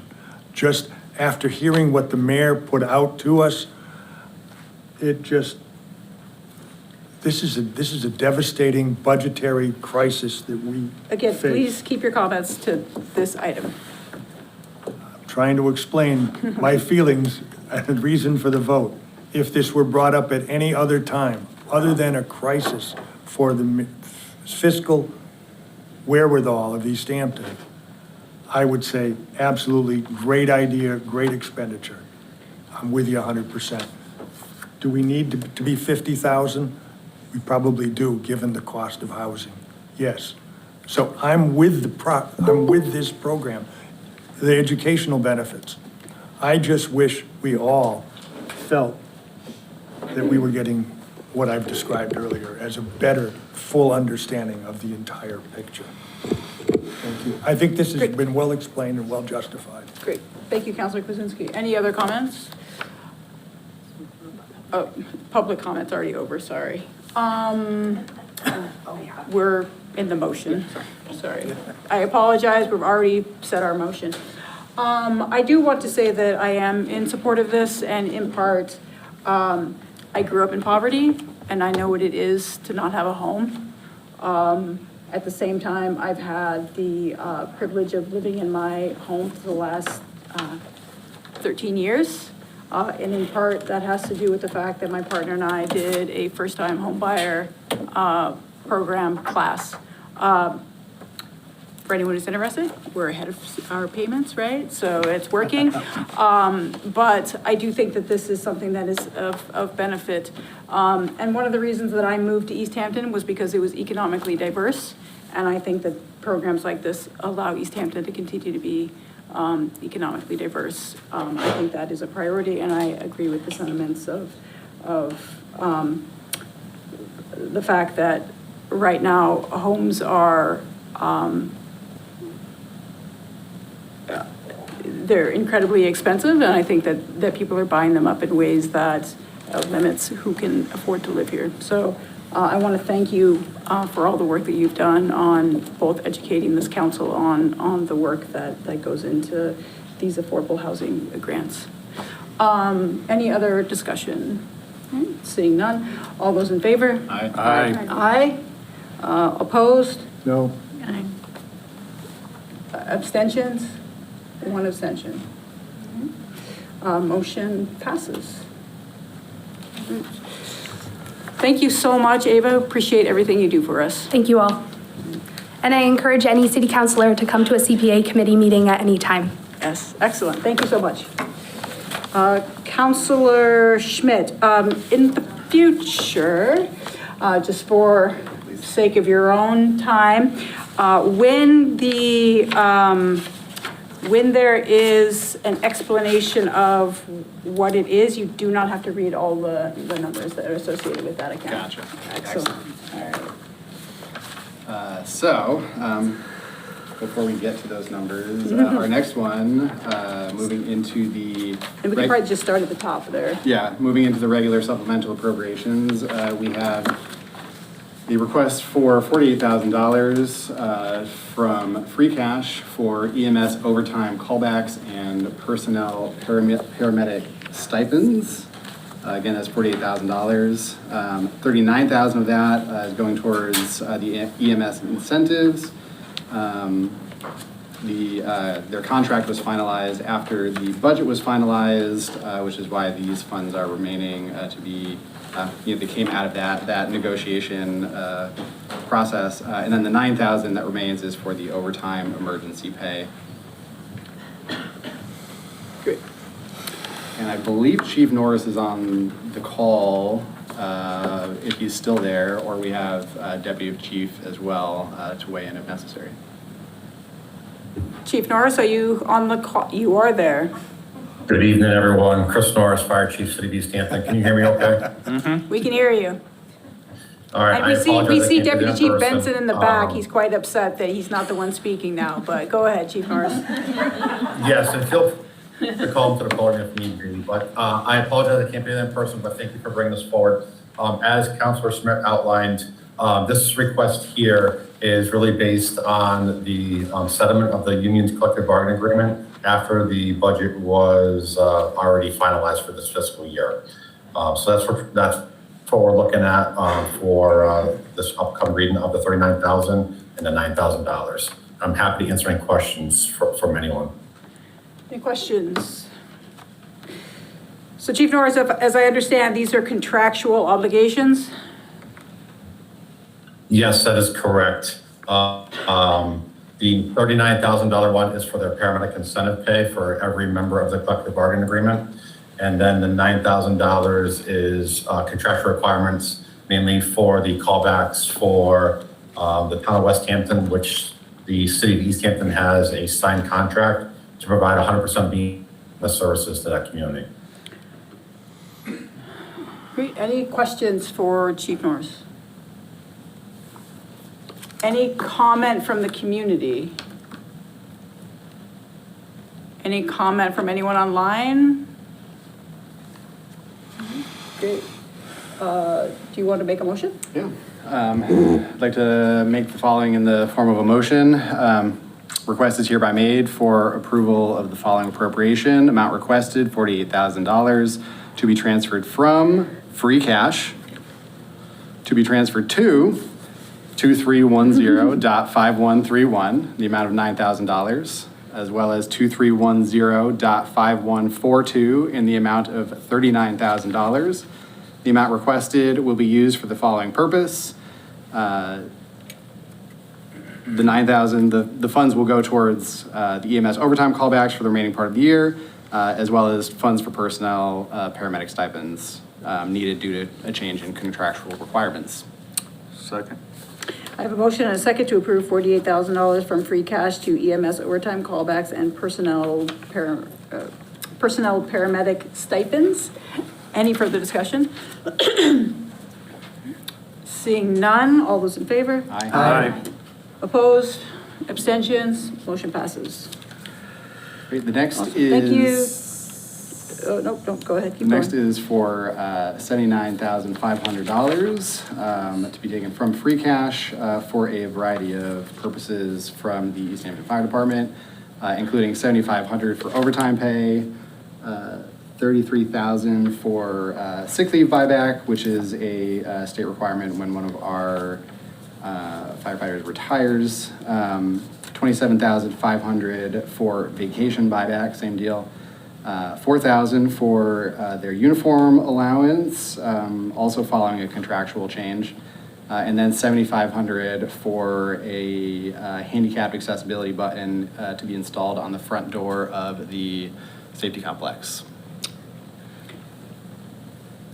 Any questions? And I did realize I didn't give the Finance Committee's feedback on this. They did vote to recommend 3-0. All of these did come before Finance last week. Any comment from anyone in the room?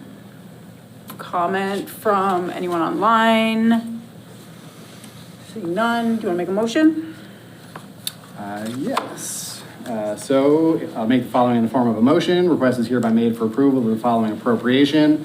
Amount requested, $79,500 to be transferred from free cash to be transferred to 2200.5130 for $7,500, 2200.5153 for $33,000, 2200.5156 for $27,500, 2200.5181 for $4,000, and 2200.5439, $7,500.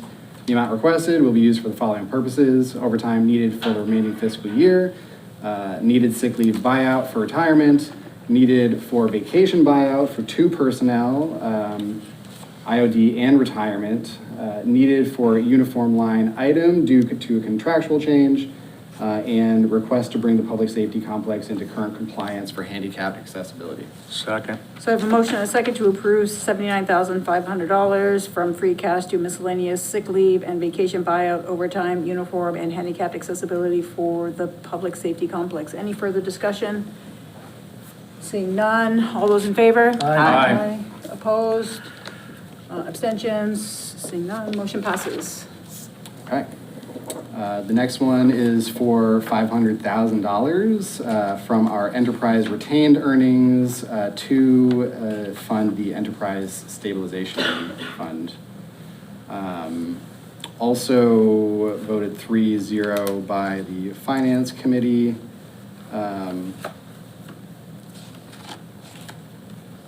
Just trying to decipher my notes here, but I wonder if somebody in the room might want to explain the enterprise stabilization, or I'll do my best if not. Is Greg Delbin online? Yep, I'm here. Good evening, everyone. Yep. Greg Greg. Mellman, Director of Public Works. This appropriation was put forward by the city auditor as a recommendation so that funding, the enterprise does not have to wait for that funding to be available when FY26's retained earnings close out next year. Great. Any questions? See, not any questions from anyone in the room? Anyone online? Seeing none? All right, do you want to make a motion? Sure. I'll make the following in the form of a motion. Request is hereby made for approval of the following appropriation. Amount requested, $500,000 to be transferred from enterprise retained earnings in the amount of $500,000 to be transferred to enterprise stabilization in the amount of $500,000. The amount requested will be used for the following purpose: to fund enterprise stabilization account to provide stability in the current financial environment. Second. I have a motion and a second to approve $500,000 from enterprise retained earnings to fund enterprise stabilization. Any further discussion? Seeing none, all those in favor? Aye. Opposed? Abstentions? Motion passes. All right, the next is for $5,000 from free cash to be used to fund a new part-time position in the tax collector's office for FY26. If I'm remembering correctly, so this hiring for this position is taking place before the new fiscal year. It is unknown if the new position will, at least coming out of our finance meeting, unknown if the new position would still be in the new budget. But the purpose of this is to, help that office in doing its job of, collecting taxes, which is obviously critical to the city's finances and functioning. If you want to say anything, Mayor, to further our understanding. Absolutely. Mayor Derby. So just to back up a little historical perspective, there was reorganization that happened, in the previous terms of the collection office, where water and sewer were housed within DPW for collections. That was restructured, and it went from a department because of attrition that was, I believe, around 4 people down to 2. And I can attest that the collectors are busy on a daily basis. There's people going in and out of that office regularly. And so it's for an office of 2 people, it becomes a yeoman's job to try to keep up with, making sure that because there's very specific procedures that need to take place when they're doing collections. And when you add water and sewer collections on top of that, they're also responsible for parking tickets. So really, this is one of those situations where you spend some money to make more money. If you have a collections department that's running like a well-oiled machine, you're gonna be able to, process and take in more money, which at this point we need to be able to do. So this is a part-time position, non-benefited, and it is going to help relieve some of the pressure that the collections office does feel. Questions? Councilor Kwasinski. Mayor, I see that it's $5,000 from free cash, okay. Are we using other funds to pay for the part-time person, and this is being added to those funds? So this is- And if so, how much is the salary, and what are the hours? Yeah, so this is gonna get us through the end of the fiscal year. And then, again, we're gonna have to reassess where we're at to see whether we're gonna be able to maintain this. I'm hoping that we can, because again, being able to, capture these funds and not fall behind on things like parking tickets is pretty critical for us. So, I'm trying to remember the rest of your question, which was, How much is the, Oh. the person to be who is part-time to be hired. So I can't remember the exact- Paid $5,000? Yeah, I can't remember the exact Or is grade. it some other salary? Yeah, that's a good point. I can't remember the exact grade that the person's coming in. It's kind of like a lower to mid-level grade to start. But one of the things that we are exploring right now is because of a lot of the work that is being done in that office is related to enterprise, looking at funding some of this position, if not all of it, from enterprise, but that is going to require a agreement with the BPW, which is going to take us to the end of the fiscal year. So one of the strategies that we're looking at is potentially funding this position out of enterprise, which would then take the pressure off the general budget. So I guess. Counselor Kwasinski? I still was asking, is it a salary at $20,000 a year, $30,000 a year, 40? Because it looks to us like it's a $5,000 salary, and we're approving 5,000, and then we're going to be asked, presumably in the budget, to continue that position for next year. Well, like I would said, presume. we're going to try to negotiate with enterprise to get this funded through the enterprise. Right. And this allows us to buy us to the end of the fiscal year, to allow us to have those discussions with enterprise to see if we can fund this position through enterprise. And unfortunately, I don't have the grade that this position is at. All I remember is that it's kind of a lower to mid-level grade to start. So I can't tell you the yearly salary, but I can tell you we're working to get this position out of the general fund. Which is great. I think that's wonderful. I just would like to know if it's a $5,000 job or some other job, some other salary amount. And just so we know what we're doing in terms of adding a person when you bring us other numbers. So if I understand you correctly, this position is new. It's new. And it is only going to be working until June 30th, because it's until the end of the Fiscal year. And then at that point, you may be creating a new position that will be coming out of the enterprise Correct. fund. Yep. Right? So right now, That's the intention. $5,000 is it gives from here to June 30th. It's June 30th. All right, that's That's right. correct. Counselor Jamrock McQuaid. Yeah, I'm definitely sympathetic to the idea of that you have to spend some money to make money. I am just curious, and it's not really, it won't necessarily weigh on how I vote on this, but do you have an idea of how much money we're leaving on the table? Like, what is the maximum that this could help bring in? Well, I mean, I think I don't know if there's a maximum. I think it really depends on the day and how busy the collection staff are. I do know that we have been struggling to keep up with parking tickets. And so getting those processed in a timely fashion is really important. And, you know, while we don't have a pay-to-park system here, there are a significant number of parking tickets that do get issued. And so, you know, one of the things that having an extra person in the office would provide relief to is the constant stream of people coming into the office to allow some of these administrative things to get caught up on so they don't fall behind. And just so you know, like, this was something that we kind of identified pretty early on. So we've been talking about this position for probably about 7 or 8 months now.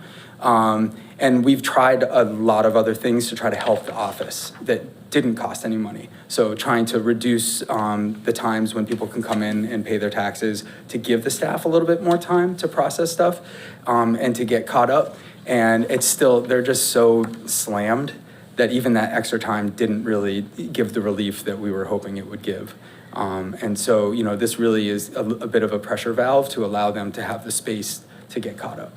Okay, thank you. Yep, you're welcome. So this is 5,000 for the end of the year. I totally get that.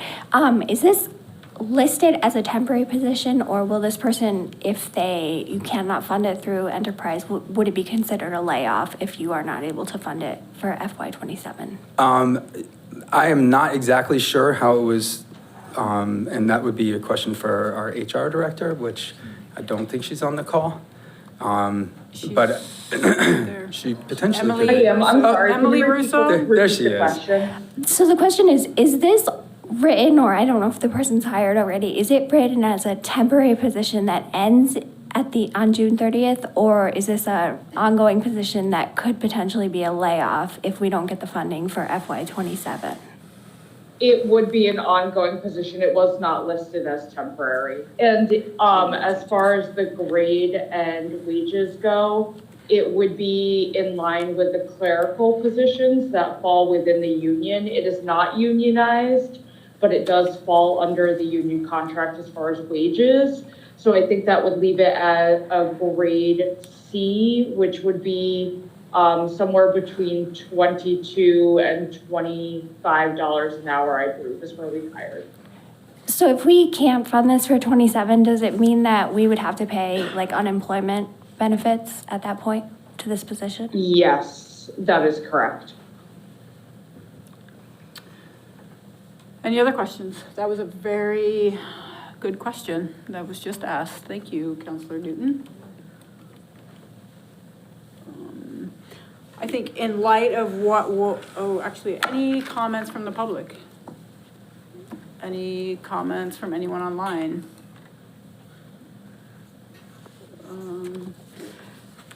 Given that fabulous question, I think that raises some concern, obviously giving our budget constraints, that if we create this position and then in 2 months or next week, we have to find that we have to lay off people, it brings pause to me, even though I supported this and I support the challenging conditions that folks are working in our tax collector's office, which I think are I think are incredibly challenging, given not just only the amount of work that they have, but also just the face-to-face communication that they have to navigate with folks, particularly around collecting bills and things like that. I am certainly very empathetic to the conditions that they work in.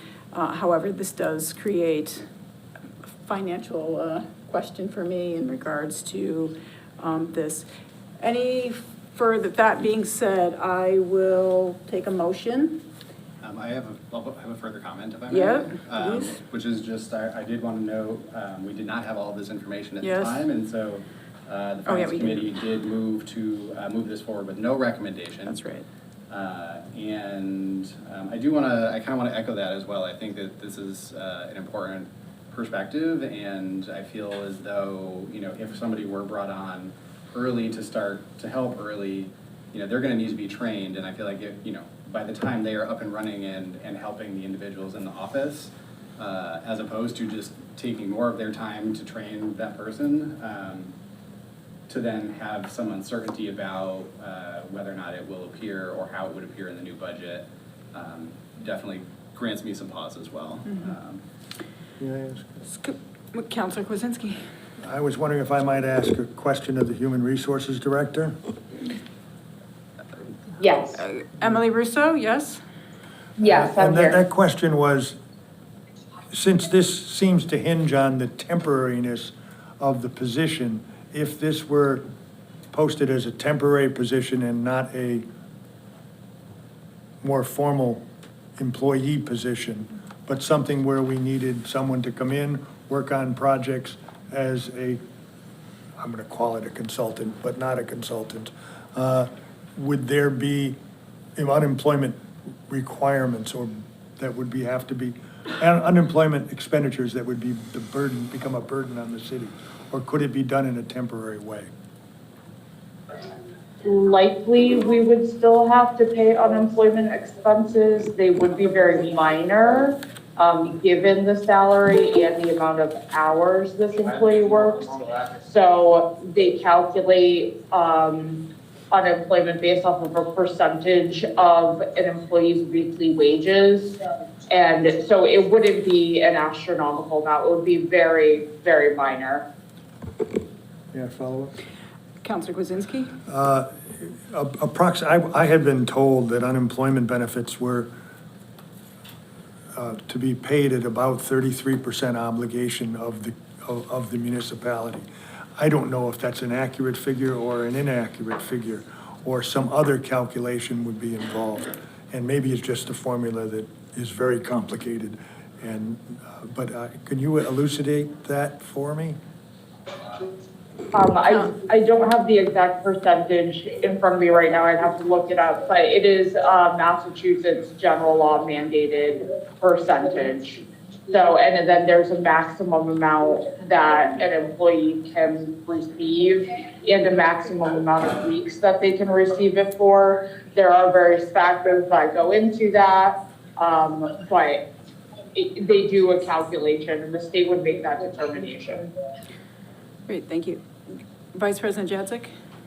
Thank you. I have a question for, I guess, either Emily Rousseau or the mayor. Could this position be something that a senior tax write-off person could also handle? Probably not, just because of the cash handling that is involved and the way that they're working so closely with the treasurer and stuff like that. I think it just has a little bit more confidentiality than typically we like to give to our senior tax work-off people. Okay, thank you. Thank you.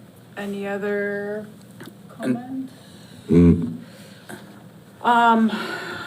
Given our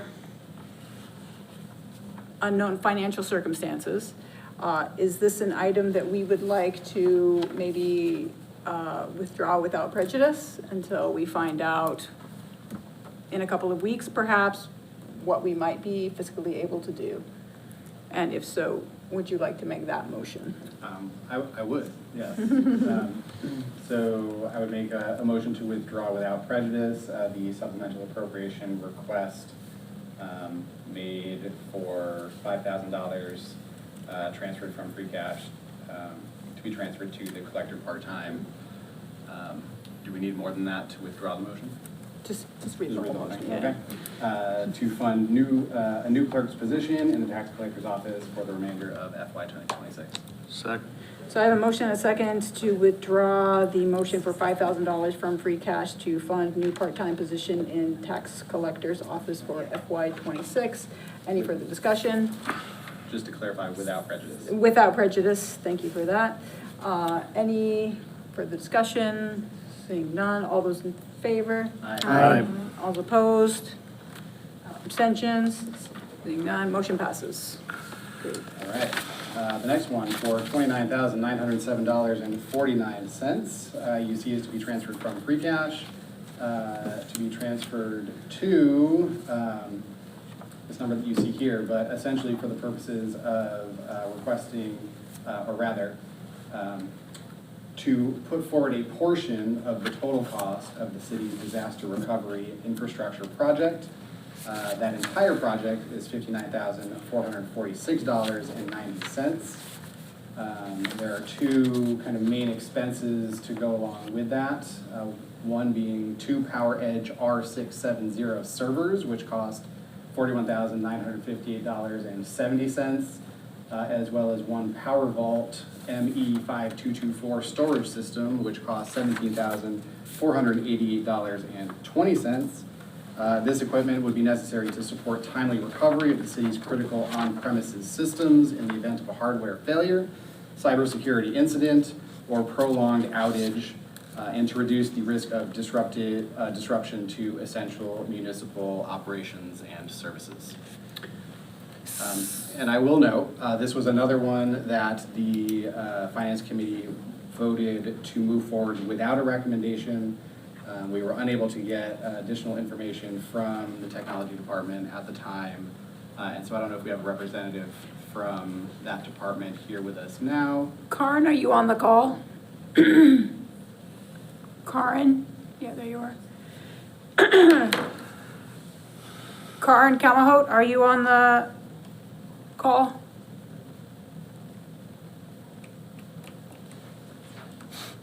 I see you on the call, Karen.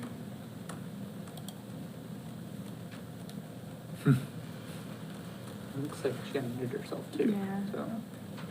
Karen, are you there? We can't hear you. Of all the people we can't hear, it's our IT person. Yeah. I'm gonna give one more try here. Karen, can you hear us? I think she just left. Oh, okay, so she might be coming back. So Counselor Kwasinski. May I suggest we continue this matter for 2 weeks, since we don't have the information that I believe would be helpful? Yeah, we can do that. I also spoke with Karen earlier in the evening, and she had said that this is something that they have been working with. Can you hear me now? We can hear you, Karen, yes. I'm so sorry about that. Please, can you provide us Yes. with more detail on the item? After our last tabletop exercise, it was recommended to us to have an additional secondary disaster recovery environment. We do have backups of our systems, but in the case of a disaster, a fire, a cyber attack, we don't have a space where to run those systems from. So what we're requesting is capital to create a disaster secondary location from where we could run essential systems. So it's a smaller data center from where we could download our backups and have our systems running within hours instead of perhaps days. Many of our systems are on premises. So I think one of the questions that were raised was, can we operate without this system? Yes, we could. We have been. But it means that we're accepting a higher level of risk. In an event of a disaster, it will take more time for us to be able to bring up systems like our payroll, our water, our assessors database, our safety systems for police, for fire. Any questions? Okay, Councilor Jamrad McQuaid. Yeah, I mean, this is just a comment. I think that I would agree with the fact that we need to be extremely aware that we're in a time where public entities are seeing cyber attacks. The city holds a lot of private data from people in the city, tax data. So there can be sort of an incentive for private actors to hack and hold public resources, public computer systems hostage. So I definitely think that it's a good proactive step just to make sure we're safe. I think that it makes a lot of sense to me. Any other comments? Yeah. Comment from the public. Mm-hmm.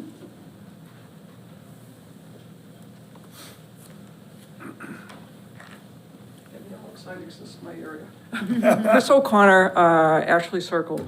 I was just wondering, are we using the cloud for this at all? Or have we considered that as a backup? Yes, thank you for the question. See, many of our systems are run on premises on our own hardware because it's less expensive to run systems with our environment instead of running subscriptions. Email for Google, the website, there are systems that are cloud-based and those will be running regardless of our database, our data center having a disaster situation. Our backups we have backups on cloud and also on-prem. But even though we have those backups, we don't have a space, a hardware, where to run those systems from. Just a quick. So we're looking, yes. I apologize. I'm trying to not make this too long, but just I am curious. So have we entertained like talking to Northampton, sometimes in my past lives, we've used other premises and shared off-site things, so it could be potentially a less expensive option. Have we considered anything like that? No, we haven't. It's something that we could consider. Yeah. Absolutely, something that one of the things that we must do, and we are now in this budget situation we're going to be forced to do, is looking at the school systems and how the city and the schools can merge data centers and then provide reliance to each other. Northampton or other cities could be an option. Okay, I'll stop. Thank you. Thank you. Anyone online? See none. Any other questions from counselors? Counselor Kwasinski. Just to follow up on the public's question, thank you. Dr. Kamahort, is it possible, is there urgency to this decision tonight, or is it possible to pursue the option that's available, or that was presented and you thought might be a good idea, while we consider this matter? Or is it something that you thought we had to vote on tonight because of urgency? Fair question is really a recommendation that was brought up to us as part of our cybersecurity tabletop exercises, something that we must have in place. However, we had been without it for years. Thank you. Great, thank you. Other Counselor Schmidt. Yeah, I guess I'll just say I feel a little bit like this falls into a similar realm as the last matter to some degree. I definitely hear the value of it and the importance of it in today's environment. It sounds, if I'm hearing everything right, it sounds like this is not so much that a security risk as it is something that, like, if something were to happen, this would help us shorten the amount of time it takes us to get everything back up and running. So there's safety involved in that. But it doesn't feel 100% critical in this moment when we're not sure, as we've discussed at length, what is coming of the budget in the next weeks and months. And so it seems to me it would behoove us to perhaps consider not putting this aside by any means, coming back around to it, but perhaps allowing some of that time for things to come to light in our current situation. So are you suggesting to remove this without prejudice? I suppose, or I believe it seemed like there was also some conversation about, I guess, be extending the public hearing, although I know these kind of appropriations often come up at the end of the fiscal year, so I'm not even sure if it would be, it makes sense or be feasible for it to come up before then, but. Counselor Kwasinski? It would seem to me that it would be reasonable to anticipate perhaps a longer period of time for an investigation by the technology department. 2 weeks, I wouldn't expect that they could get that all accomplished in a proper way. But I would ask Dr. Kamahort if she thought that might be a good idea, and if so, how long to report back to us so we could make a decision. And we would then continue rather than remove. Absolutely, I can come back in 2 weeks and at least see how far we can get. I think it's fair enough in the current budget situation to take a second look. But I do think it's my responsibility to bring it up to you, in a disaster, what situation we will be at if we couldn't run payroll or safety and police couldn't run efficiently within hours. But absolutely, I could come back in 2 weeks and report what other options. And you felt that that would be more reasonable than perhaps 4 weeks or to our second meeting? You'll have to hang on. No So, technology. apologies. Chrome has restarted, so if anyone is watching on eMedia, we have to just restart. Is this a sign? Okay, Oh, I think we're back. Are we still recording? Good All right. question. Apologies for that. We just had a little bit of a restart with our Chrome. Can you hear me? Yes, we can hear you great. I'm just going to restart the recording. I'm so sorry. No, okay, No, it please go wasn't- ahead. I don't know if you could hear me with my question. It was, would you have a better opportunity to get us perhaps a positive response from another community if we were to wait until the second meeting in May? Yes, absolutely. I think given the circumstances of our budget, I could definitely come back in 2 weeks with different options. I do think it's my responsibility to share with you our situation, and the place will be at in a disaster, a fire, or a cyber attack from which we can use data in the current state. If we couldn't run payroll or our police and fire department couldn't run their systems. Thank you. But in 2 weeks, I think is reasonable. Well, if that's reasonable, I would, Counselor Kwasinski? I would move to continue for 2 weeks. Second. So I have a motion and a second to continue for, until Until the next meeting. May 6th, at 6:15 in these chambers, the item of $29,907.49 from free cash to fund equipment necessary to support computer systems. Any further discussion? No? All those in favor? Aye. Aye. Any opposed, abstentions, motion passes. Okay, Next item. shall we continue? Yes, please. The next few of these anyway are moving money into our stabilization accounts. You'll see the first is, let me get to the right page here. The first is $700,000 to be transferred from free cash and to be transferred to general stabilization in the amount of $400,000, capital stabilization in the amount of $200,000, and tax rate stabilization in the amount of $100,000. And I'll just note that the Finance Committee voted to recommend 3-0. Any questions regarding this? Any comments from the public? Any comments from anyone online? Seeing none.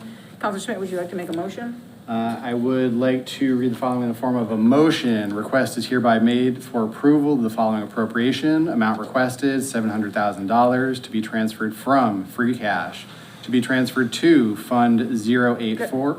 You don't have to do the numbers. Okay. To be transferred to general stabilization, $400,000. Capital stabilization, $200,000. Tax rate stabilization, $100,000.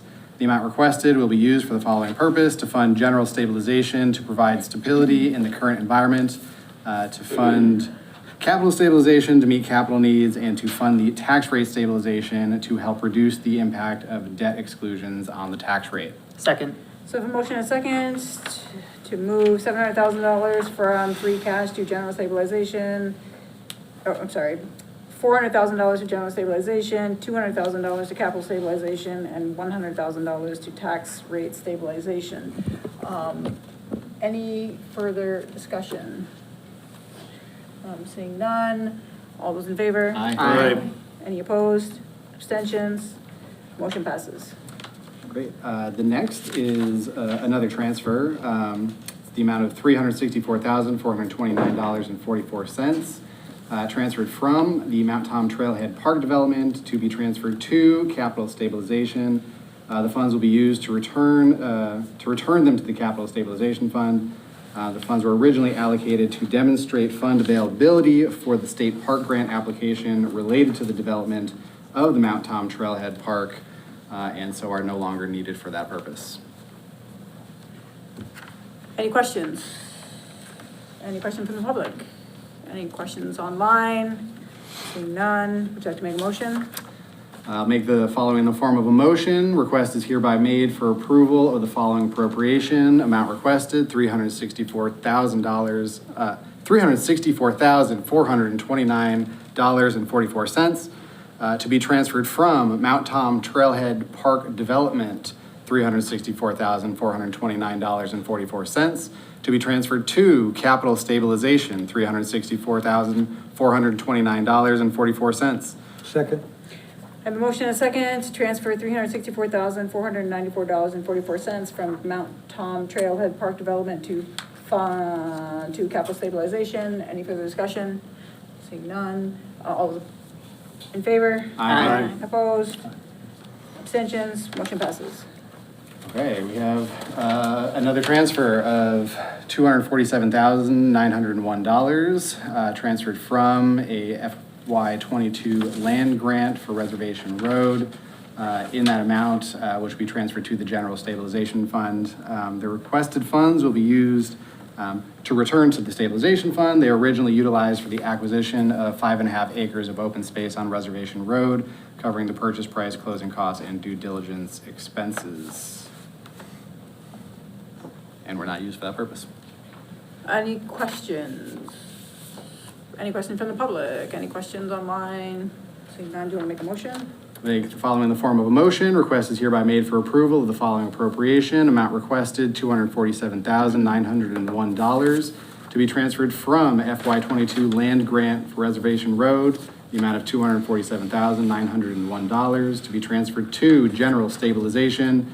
The amount of $247,901. Second. Have a motion and a second to transfer $247,901 from FY22 land grant reservation roads to general stabilization. Any further discussion? Seeing none. All those in favor? Aye. Opposed? Abstention? Motion passes. All right, so the next we have an amount requested of $102,394.01 to be transferred from free cash to be transferred to police sick leave incentive in the amount of $29,963.64. Police unused vacation, $7,255.48.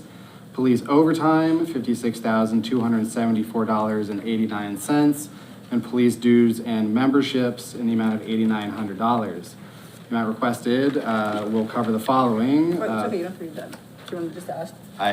Or if Chief Alexander would love to weigh in on this, I'd love to hear about it. I just noticed he was on there. Hi, good evening, councilors. Chad Alexander, Chief of the Police Department. Thank you for hearing me tonight. In front of you is a request for a supplemental appropriation in the amount of $102,394.01. It covers three separate topics, which I'll run through. If the council has no objection, I'll just run through all three and then answer any questions. Great, please. All right. First is a request in the amount of $37,219.12 to cover unforeseen contractual payout to Detective Rick Rogowski. He retired October 2nd, 2025, and that is the total of his accrued sick and vacation time that he was contractually owed at the time of retirement. Next is a request for overtime expenses in the amount of $56,274.89. This is overtime that is unanticipated through FY26.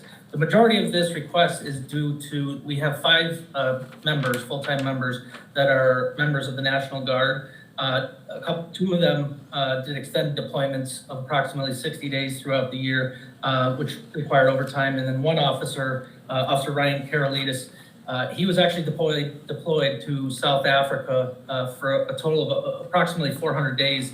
Covering this fiscal year was July 1st, 2025, the first day of the fiscal year. And he returned to us January 14th of 2026. Those were the majority of the added costs incurred and required to fill overtime for minimum manning. I should just note out quick, just a few facts. One being the national average for police officers is 2.4 officers per 1,000 residents, which Easthampton should, according to the national average, have 41 officers. We're currently at 30 full-time officers. Since I took over, we have done everything we could. I made some changes throughout the ranks in ways to try to minimize overtime. And it should also be noted, I went back 10 years. And so in FY26, when our personnel services was quite a lot less, salaries have gone up substantially. Our overtime budget for that year was $195,500, and for this fiscal year it was $150,000. If we were getting raises on the overtime budget to match the overtime or the personnel services, I'm confident we would have stayed well under. Those are the reasons for that overtime amount. And finally, is a request for our dues and memberships line in the amount of $8,900.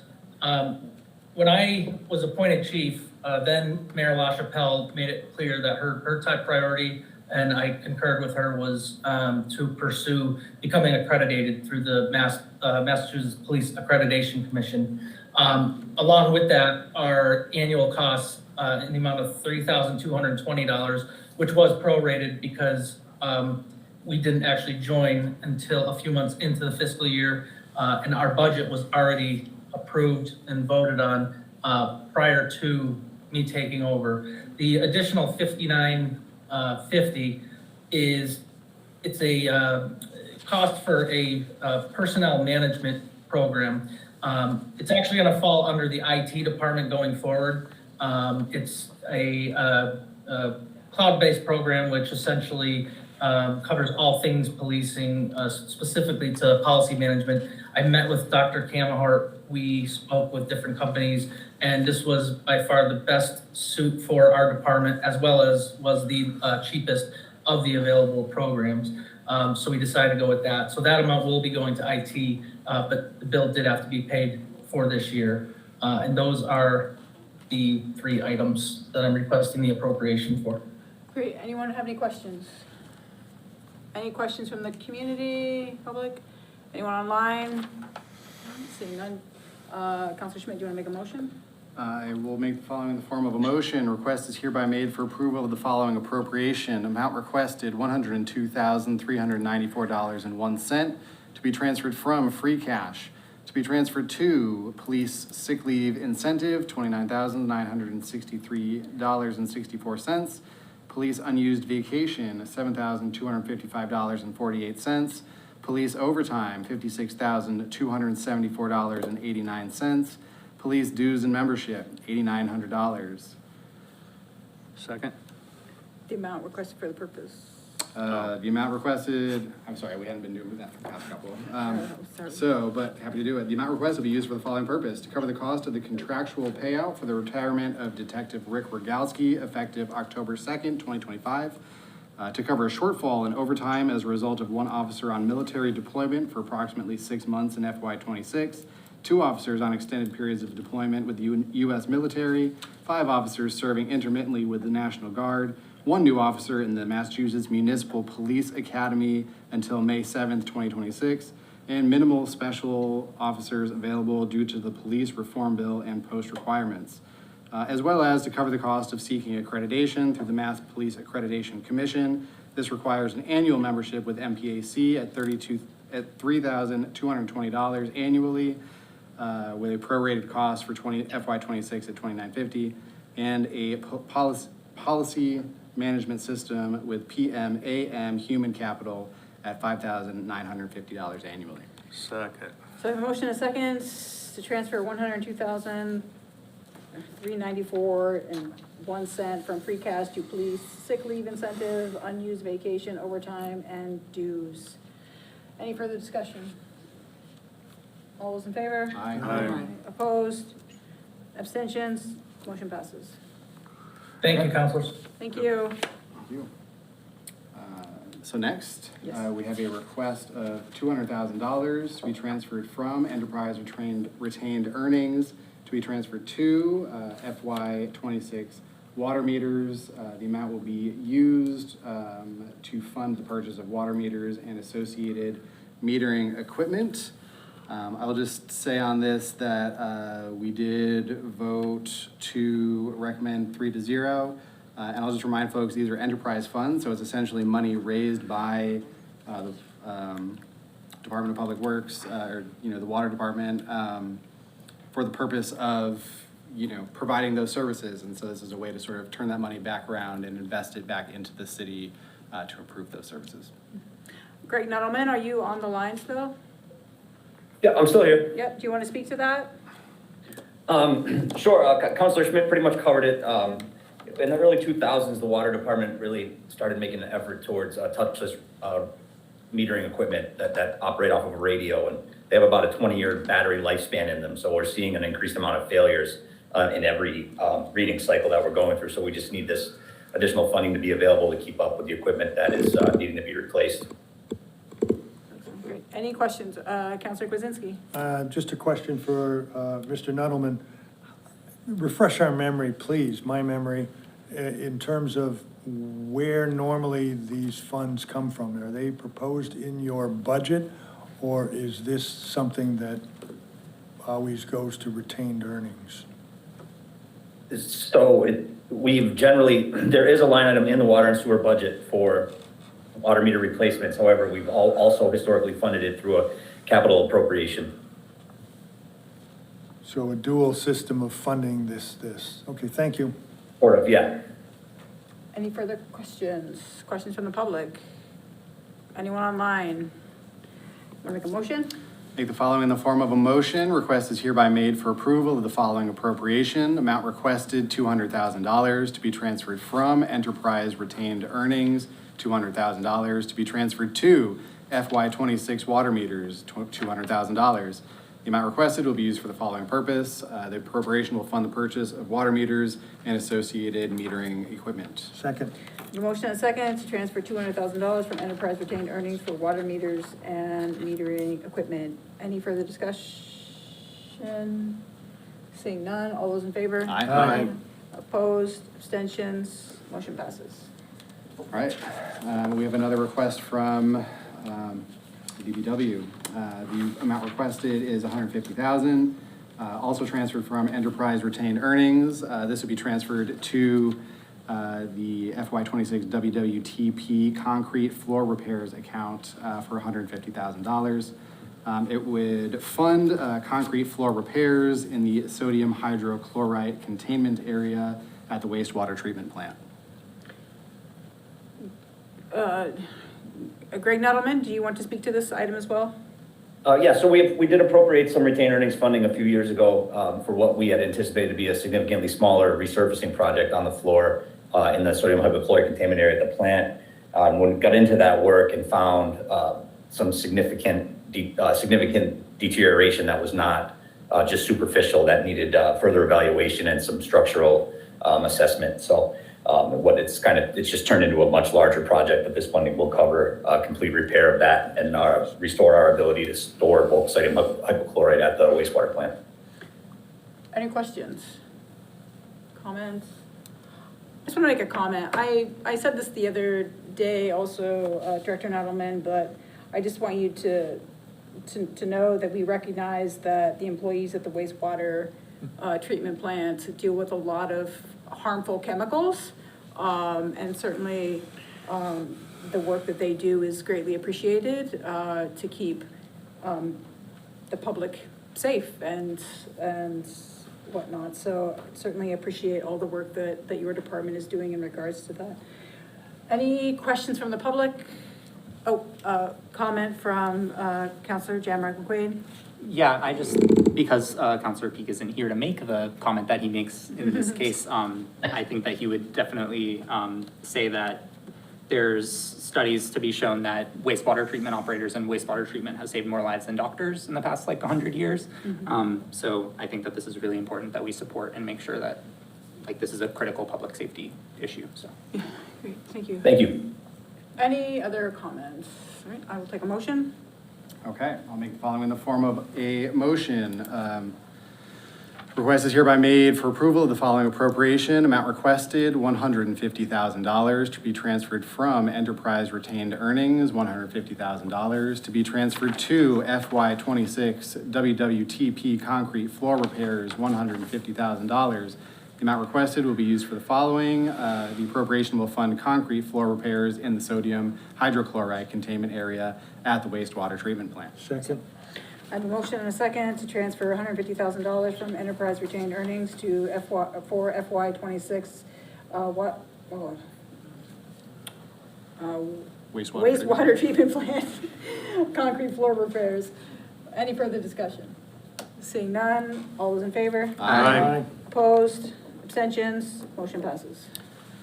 Okay, we have another here. Amount requested is $196,510, which would be transferred from capital stabilization and transferred to the FY '25 CDBG Emerald Place water account.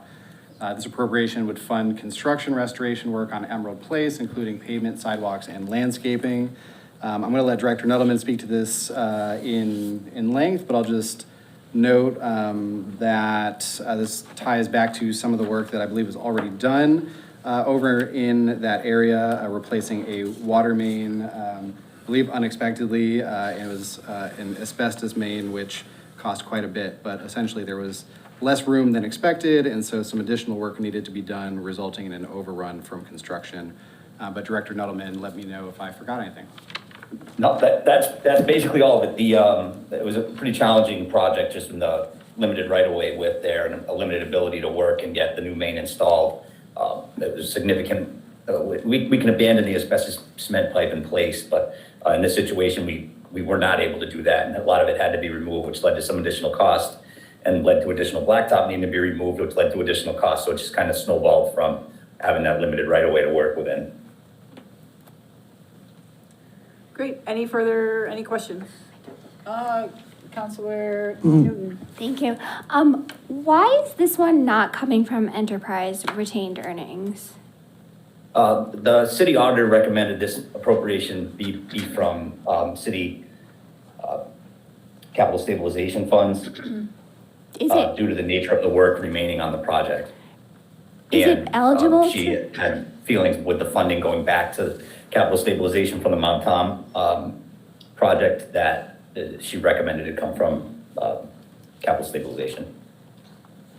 And is it eligible to come from enterprise retained earnings, or is that not a possibility due to the law, or is that possible? In a conversation with the city auditor, her recommendation was that it come from capital stabilization. So she didn't cover whether it was legally able to come from enterprise? She was more comfortable with it coming from capital stabilization rather than enterprise, given that it was restoration work of the roadway and sidewalks. Mm-hmm. I do have reservations. I mean, I don't want to speak for her, but No, that that's was my perception of the conversation her and the mayor had regarding this funding. Yeah. I think, we definitely need to do this work. I know that this appropriation was made well before we knew the full financial picture of everything, and I'm concerned about it coming from capital stabilization when possibly it could come from enterprise, which is really restricted. Is that? Yeah, I do remember her mentioning also, though, that the capital stabilization funds could not be used to support the city budget. Mayor Derby, do you have something to say? Sorry. I think part of when the DPW director and myself and the auditor had this conversation was that the scope of the work was not necessarily focused just on the enterprise piece of this, that there was road restoration, which is considered highway, which is general fund, and sidewalk, fixing the sidewalk. So that because of the kind of scope of the project, that she felt that we were in a better position to go from capital stabilization as opposed to enterprise, because enterprise could be questioned whether that blacktop restoration and the work on the sidewalks was a enterprise expense. Any other, Counselor Kwasinski? Mr. Mayor? Sorry, Mayor. Yes? Yeah. Mayor Derby. Following up on Counselor Newton's thinking process, is it possible that a portion, or maybe Director Nuttleman rather, could answer this question, sorry, that perhaps a portion of the funds could be broken up rather than the whole $196,510 coming from capital stabilization, but rather from enterprise retained earnings? 25% of the project, 10%?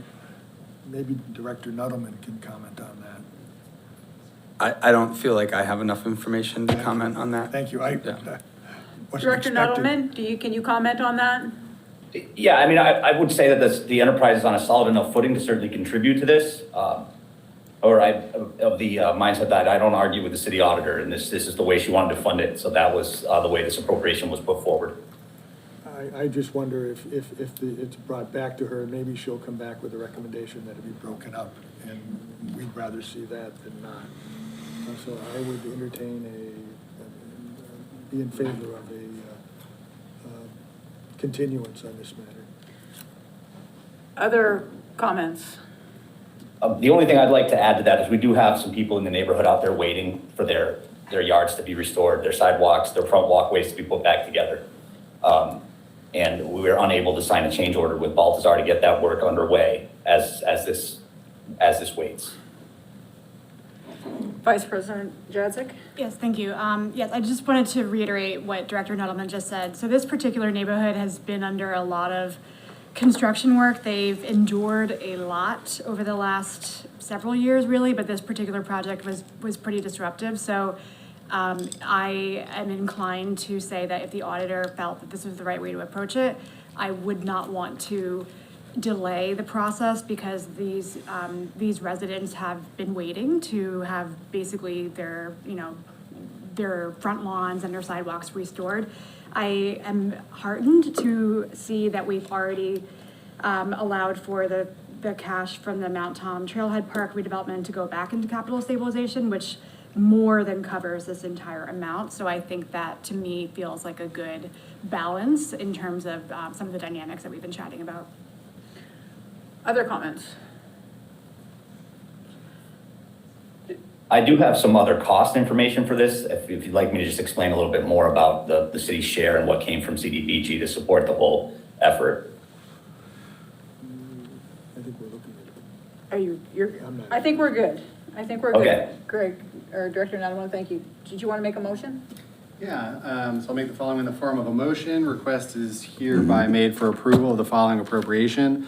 Amount requested, $196,510 to be transferred from capital stabilization, $196,510 to be transferred to FY25 CDBG Emerald Place Water, $196,510. The amount requested will be used for the following. The appropriation will fund construction restoration work on Emerald Place, including pavement, sidewalks, and landscaping. Second. I have a motion and a second to transfer $196,510 from capital stabilization to FY25 CDBG Emerald Place Water for construction restoration work, including pavement, sidewalks, and landscaping. All those in favor? Or, I'm sorry, further discussion? Councilor Kwasinski. Thank you. I'm not comfortable voting yes on this. I would request the continuance. I would put that in the form of a motion, but since this motion is the one on the table, I'll be forced to vote no. Any other discussion? Saying none, all those in favor? Aye. Aye. Opposed? No. Abstentions? Abstain. 2 abstentions. Information. Did you vote yes? Motion passes. All right, we have another one. This one is coming out of an enterprise retained earnings in the amount of $168,100. Be transferred to the FY26 Maple Street Water and Sewer Replacement. The requested amount would be used to fund design, bidding, and construction phase engineering services to support the reconstruction of Maple Street. It was recommended 3-0 by Finance. Greg Nottleman, do you want to speak to this? Yeah, so we're just trying to be forward thinking here, knowing that Maple Street is in significant need of rehabilitation. Knowing what we know about the water and sewer utilities under that road being reasonably original to its construction, but there will be a need of significant replacement work on the water and sewer utilities. And with the affordable housing project kind of on the forefront, the former Maple School, having this design underway or nearing completion, the design nearing completion as work may start to begin on the Maple Street School, puts the city in a really strong position to apply for EOHLC or other type of state funding that might be able to support some of the infrastructure work in the area and take the burden of that off of the water and sewer ratepayers or the city as a whole. Great, thank you. Any further questions? Not a question, but a comment. Thank you, Madam President. I would just like to reiterate some of what Director Nettleman said and point out this is one of those instances where the DPW has really done its work to make sure that they're prepared to make the best use of funding sources wherever they come from and whenever they arise. And so I really appreciated, Director Nettleman, your approach in looking to align this with the school building renovation so that we could have potential access to those grants. And of course, saving the money of repaving just to do it again once, we do replace this infrastructure. And so I think from my perspective, seems a smart use of funds. Thank you. Any further comment? Seeing none, any comment from the community? Comments online? Agreed. I think what people don't understand within the community, a lot of these projects take years and years and years, and what we're seeing right now is this is the first step, right, for this particular project and the restoration that can happen around on Maple Street, right? So well done to Director Nunnally and his staff. Would you like to make a motion? Make the following in the form of a motion. A request is hereby made for approval of the following appropriation. Amount requested, $168,100 to be transferred from enterprise retained earnings in the amount of $168,100 to be transferred to FY26 Maple Street Water and Sewer Replacement, $168,100. The amount requested will be used for the following. The appropriation will fund design, bidding, and construction phase engineering services to support the reconstruction of Maple Street. Second. So I have a motion and a second to transfer $168,100 from enterprise retained earnings for FY26 Maple Street Water and Sewer Replacement. Any further discussion? Seeing none, all those in favor? Aye. Opposed? Abstentions? Motion passes. I will take a motion So to moved. close the public hearing. Second. I have a motion, a second to close. Are we closing the public hearing or are we continuing the public hearing? To close those that have been. Yeah, so we're closing, we're continuing those items that need to be continued. Numbers 4 and 5, I believe. Yes, 4 and 5, and closing the public hearing for the remainder. And, Question? Could we take a break after this? Yes. So motion and second to close the public hearing. All those in favor? Aye. Opposed? Abstentions? Seeing none, motion passes. I will take, 5-minute recess. I will take a motion for a 5-minute recess. Second. I have a motion and a second for a 5-minute recess. Any further question, any further discussion? Seeing none, all those in favor? Aye. Opposed, abstained, motion passes.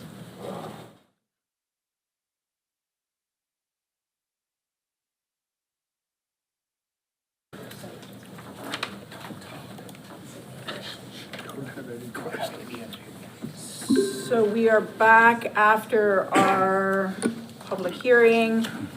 We have some items for immediate. When did we open public speak? Oh, yes, I was. I was going to reopen public speak. Is anyone here for public comments? By the look on people's, I see Tommy Lee online for public comment. You have 3 minutes to address anything that wasn't on the public hearing. Our things are on the agenda. We should come up. Yes, you should come up now. We're coming up now. Yes. Hi, Please state your name and address for the record. my name's Julie Slavitt. I live at 14 Nichols Way. And I just want to commend you all for your patience and staying awake and really considering all these things. It's really remarkable. So even though it feels terrible, I'm sure sometimes, this is representative government and all its beauty. So what I want to talk about is I want to address support for the act establishing a climate change superfund. And I'm going to be really brief. We have known since the early 19th century that climate change existed and that we were changing our, the heat and our atmosphere. And we haven't done enough, honestly, to stop using fossil fuels. We've missed some of the sort of the standards that we set, the levels that we wanted to reach. But one of the things that we need to do is really deal with what the impact is going to be. So it's not just about trying to slow things down and do the right thing and stop using fossil fuels. It's also trying to figure out how we're going to adapt to a warmer world. And the impact is global. Virtually every place in the earth is going to be facing this, and every town will be facing this too, and we've already started to see it. And communities don't have the resources at the local level or the expertise to deal with the kind of things that we're seeing as impacts from climate change. You know, heat, flooding, infrastructure. We've built in all the wrong places because we thought it was okay, and now waters are rising. I mean, we have a lot of work to do to try to maintain the kind of communities that we're talking about, where we're fixing sidewalks and fixing roads and doing all those things. So, you know, the state and at some point in the future, the feds will need to come back and start funding these kind of things again, because there isn't the resources at the local level. So we, you know, I want to say that how much we support this resolution, because the state needs to set up a climate change super fund. There I am. Go ahead. Climate change super fund, and this resolution puts forth the council saying to the legislature, can you please get on this and start looking at this and considering this and getting this passed.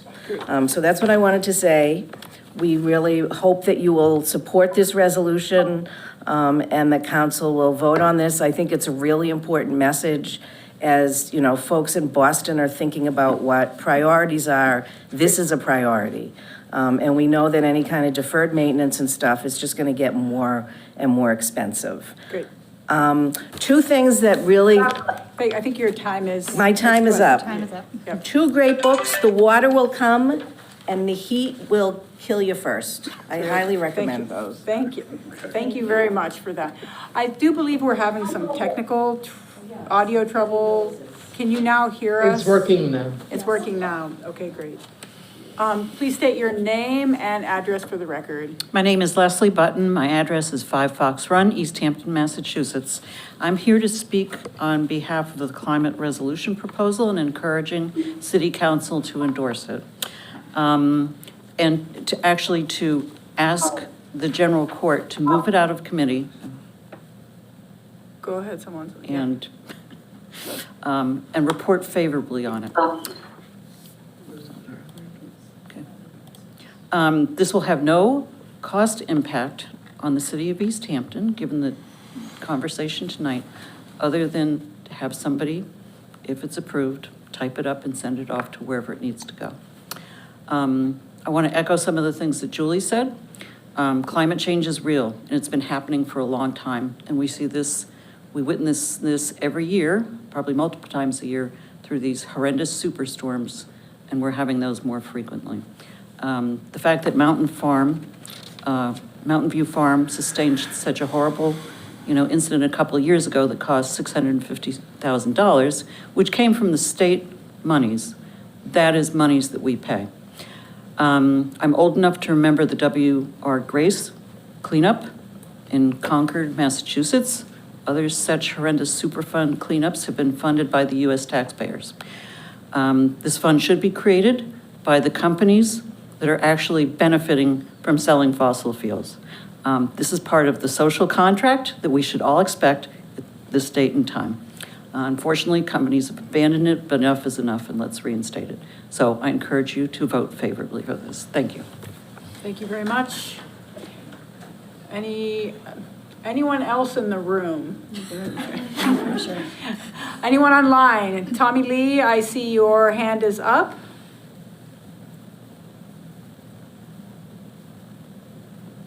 Hello. All right, please state your name and address for the record. I'm Tommy Lee. I'm a former Ward 3 resident. I'm currently a Greenfield resident. But I wanted to speak today on Earth Day in support of the city adopting the resolution restricting the construction of data centers. I want to support the adoption of this resolution because many people that I share a community with and have long friendships with live in Easthampton. And I care about them. And also Easthampton adopting this resolution sets an example and creates a pathway for other local cities and towns to follow. And, ultimately, I would like to see all of the towns and cities in Massachusetts adopt similar positions on this, especially my city, Greenfield. And I think you guys taking the step to protect your community kind of helps everyone move closer to taking that step as well. Thank you. Great, thank you. Steve Linsky, I see you have your hand up. Yeah, I'm still awake Good, great. after 3.5 hours. Well, in the interest of time, I submitted my testimony to the clerk's office and asked that it be adopted into the record. I'm not going to repeat it, but I will make just one comment from adding on to what Leslie just testified to. There'd be no financial incurrence on the city in adopting this resolution, but I would say that if it fails to adopt the resolution, there ultimately will be significant costs to this community and many others and that we know that we face. And it's very important that we move in this direction right now, because there really isn't going to be an alternative to funding the kinds of infrastructure needs that we will have and are having presently as a result of climate change. I've had personal experience with the tobacco products liability cases, and this is the same thing. The people who make the mess should clean the mess. And that's what we should be teaching ourselves and our children. So I thank the 5 counselors who co-sponsored this resolution and would ask that the council take action this evening. Thank you. Thank you. Anyone else online? Anyone else online? Anyone else in the room? No, you're good? Okay. All right. So we will move on to items for immediate attention. Begin with resolution in support of an act establishing a climate change superfund. Okay. Councilor Schmidt. I will be reading this for us. Well, before you do that, Yes. can you just briefly say what it's about? And then Absolutely. we will ask if anyone has any opposition and would like to send it to committee. So just a very brief. Yeah, of course. Well, we've just heard a little bit about it from our public public comment folks, but in short, this is, as our resolutions often do, this is sort of stating the city council's support of this state level bill. For those who would like to support that, it's House Bill 1014 and Senate Bill 588. An act establishing a climate change superfund, and it's essentially recognizing the costs that are headed everybody's way due to extreme weather and the other effects of climate change, and as was noted, asking the people who made the mess to, or not even asking, but requiring the people who made the mess to contribute to cleaning up that mess. Great. Just stop you right there. Please. Does anyone want to send this to committee? It's your right to send this to committee. Seeing none, so go ahead if you would like to read this as a motion. Absolutely. I read the following resolution in the form of a motion. Easthampton City Council resolution in support of an act establishing a climate change superfund.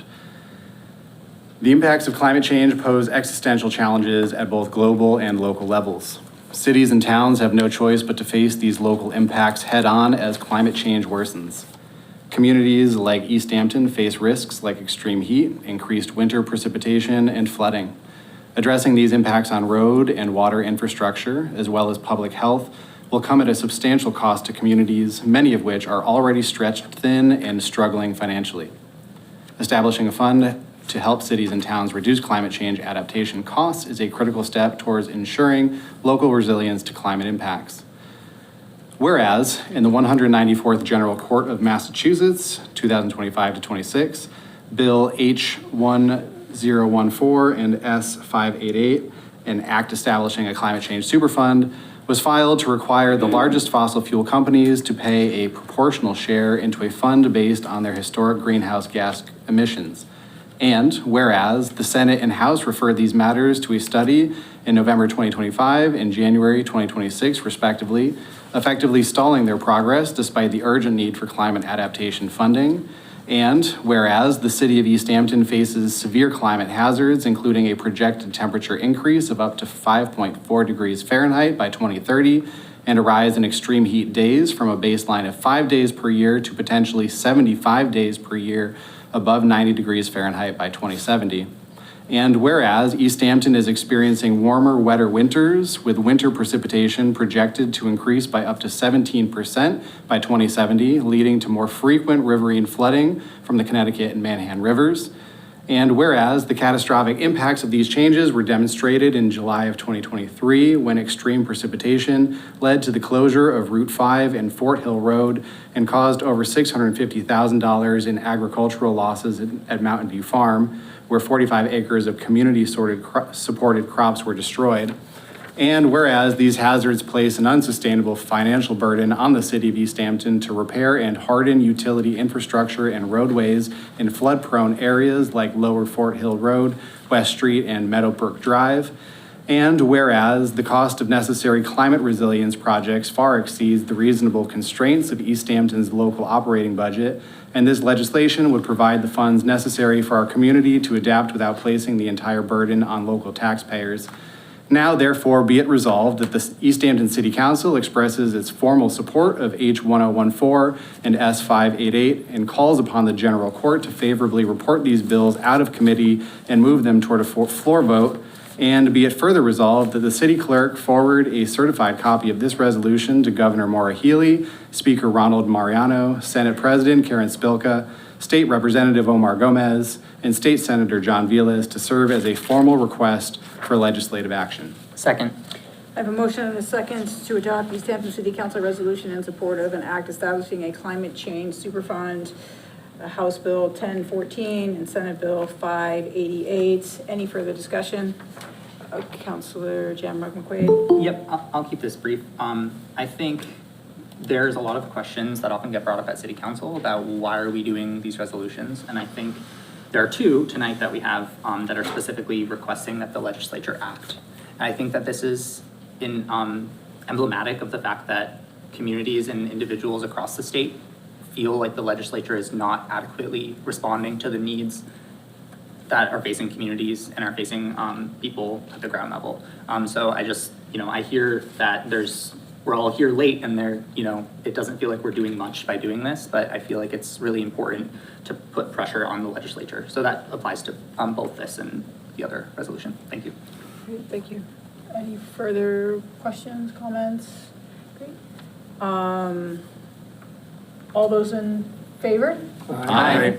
Opposed, abstentions, seeing none, motion passes. Then a resolution in support of restricting the construction of data centers. Vice President Jadzik. Thank you. I'm going to keep this brief. So essentially, this resolution is going to have us formally declare our support for restricting data center construction here in Easthampton. It also calls on us at the city council level as well as the city level to look into working with other stakeholders in the community to explore zoning and other general ordinance amendments to that effect. We've already heard a lot about this tonight, and basically we want to make sure that Easthampton is a community that thinks really carefully before we were to go forward with any kind of allowance of having data centers come into our city. And as someone else mentioned earlier, this would be, I think, make us the second city in the state to have such a restriction. But this is a resolution in support of that. Great. Does anyone want to send this to committee? Okay, seeing none, would you like to read this as a motion? Yes, I'm going to read that in form of a motion. So this is Easthampton City Council resolution in support of restricting the construction of data centers. The city of Easthampton continues to be guided by the 2024 Easthampton Climate Action Plan, aiming to achieve excuse me, one moment. This is what happens when you rely on technology to try to read out your forms. 1 second. All right, here we go. I got it. Let me start this over. The city of Easthampton continues to be guided by the 2024 Easthampton Climate Action Plan, aiming to achieve a net zero energy community by 2050. The city is also committed to smart growth that provides maximum benefit to residents, balancing environmental concerns with those of residents and locally owned businesses. The construction and operation of data centers in Easthampton, particularly those serving the growing demand for artificial intelligence, would be detrimental to these goals and commitments due to the extensive strain these facilities put on local energy and water resources. Whereas a data center is defined as a building or series of buildings with the intended primary use being commercial that houses and supports the high-performance servers, storage systems, networking equipment, and related computing infrastructure and equipment necessary for storing, processing, and distributing data and applications. And whereas data centers increase local electric utility rates by driving up overall energy demand, which can strain grid capacity and force utilities to invest in costly infrastructure upgrades. These costs are passed on to residents through higher rates. Data centers also have typically secured long-term power agreements, which reduce the available supply and push prices up for other consumers.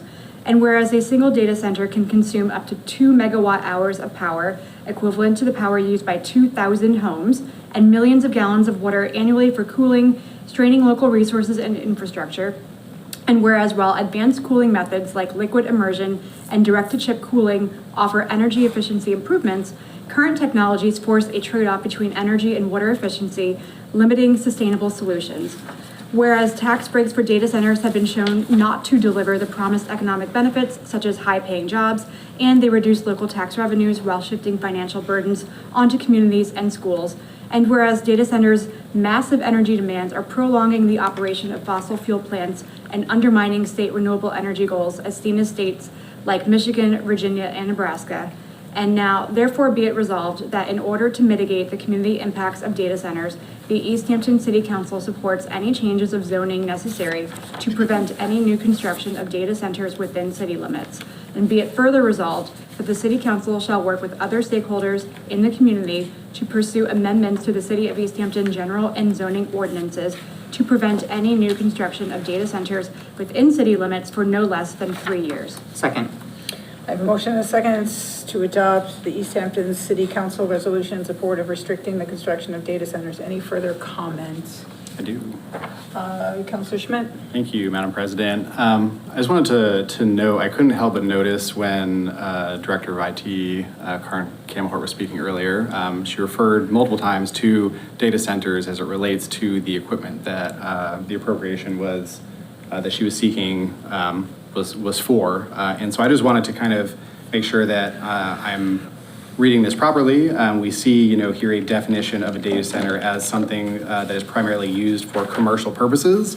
And so I just wanted to kind of state for the record, I'm voting for this with the understanding that anything that the city needed to do on their end to expand, data capabilities would be unaffected because that is not for commercial purposes, even though it's being potentially, done within city limits. And so I just wanted to bring that to the fore so that there wasn't a potential future instance where that came up as a point of contention or confusion. And that was all. Mm-hmm. Councilor Kwasinski. Following up on Councilor Schmidt's question leads me to think, well, I heard Dr. Kammerhort say we were taking the data and using the cloud. If we use the cloud for our data, where does that data go? Is it to somebody else's data center? And is that the right thing to do? And if it is or it isn't, is a question that we should be thinking about. But I don't think that has to do with this resolution. It has to though. do with whether or not we have and support data centers in Easthampton. Because at some point, someone will be coming and asking us for a data center. And how do we differentiate a good data center from a bad one? So that's related to this particular resolution. Councilor Jamrod McQuaid? Yeah, I think those concerns are definitely well taken, and I think that the impetus behind moving this forward was the current sort of pressure at the market level to be building these data centers to achieve or to really fulfill the demand on AI, coming from AI. So I think that there's been efforts both at the state and federal level to, put a moratorium on that construction until we have adequate regulations around the impacts on energy and resources. So that's definitely why we put in here the idea that this would be, that we put in the idea of a time limit, saying like no less than 3 years, because I think that the idea of some of these efforts in general is just to push for clear regulations around the impacts of the demand on communities, and then we can allow them. Again, it's just sort of a wait and see, until the regulation can catch up with what's going on. I hear you, and my question is this a resolution or a moratorium? I think that this is a resolution that starts the process of us, it's setting the intention of us going forward and creating a zoning ordinance potentially to do this. Or moratorium in and of itself, right. Yes, yeah, and that, I think that moratorium would take the form of an ordinance that is time limited. As a principal, I would agree. I just had those questions and wanted to pursue it a little bit further. Great. Any further questions? All those in favor? Aye. Aye. Opposed? Abstentions? Motion passes. And the final one, resolution in support of an act to promote Yes in My Backyard. Yes, thank you, Madam President. So this resolution is mainly, like I mentioned, it's calling on the state legislature to act on legislation that I feel like, and members of the community felt like would be beneficial. It does the job of recognizing that the housing crisis can't be solved by individual municipalities and that we've taken steps at a local level, but we're calling on the state to codify those goals at a state level. Okay. Does anyone want to send this to committee? Seeing none, would you like to read this in a motion? Thank you, Madam President. Yes. Easthampton City Council resolution in support of an act to promote Yes in My Backyard, H 1572 S 2836. The City of Easthampton has taken positive steps to identify goals and priorities for increasing housing production. Both the Easthampton Housing Production Plan and the Affordable and Fair Housing Partnership zoning recommendations reflect the city's commitments to addressing the statewide housing crisis. This was also recently affirmed by the passage of the Easthampton Housing Crisis Task Force resolution. However, Easthampton is a part of a broader housing ecosystem, and the housing crisis cannot be solved by a single municipality. We have been ahead of the curve, but further action is needed through state legislation to reduce the systemic barriers to housing production across the state. Whereas Governor Maura Healey directed the Executive Office of Housing Livable Communities, EOHLC, to conduct a statewide housing plan to ensure that safe, affordable, stable, appropriate, well-maintained, and sustainable housing is available to all residents of the Commonwealth. And whereas the resulting statewide housing plan identified that Massachusetts needs to build 222,000 net new homes to address our statewide housing shortage. And whereas the statewide and regional housing shortage drives up the price of rental and home ownership units in Easthampton by forcing residents to compete against each other and institutional investors for the limited stock of available homes. And whereas Easthampton is a part of the broader Pioneer Valley regional housing market, and housing availability in Easthampton is impacted by housing availability in neighboring municipalities. And whereas the MBTA Communities Act and the Affordable Homes Act have already led to thousands of new homes in construction or in the development pipeline, indicating the ability of state legislation to stimulate housing production by addressing restrictive local zoning laws. Now, therefore be it resolved, the Easthampton City Council supports Massachusetts House Bill H 1572 and Senate Bill S 2836, an act to promote Yes in My Backyard, which would enable increased housing production across Massachusetts by, among other provisions, legalizing small multifamily housing, reducing and removing minimum parking requirements, eliminating minimum lot size requirements, and streamlining lot splitting for larger lots. Be it further resolved that a copy of this resolution will be sent to State Representative Omar Gomez, State Senator John Velas, Lieutenant Governor Kim Driscoll, and Governor Maura Healey. Second. I have a motion and a second to approve Easthampton City Council resolution in support of an act to promote Yes in My Backyard, House Bill 1572 and Senate Bill 2836. Any further discussion? Seeing none, all those in favor? Aye. Aye. Opposed? Abstentions? Motion passes. Great. Actually, this should be correspondence. So a letter from Human Resource Director Emily Russo asking to withdraw the request to amend Chapter 7, Section 7-18, Exhibit B, pay plan from council agenda. Director Russo, are you still on the line? No. No, all right. So essentially, I will just read this.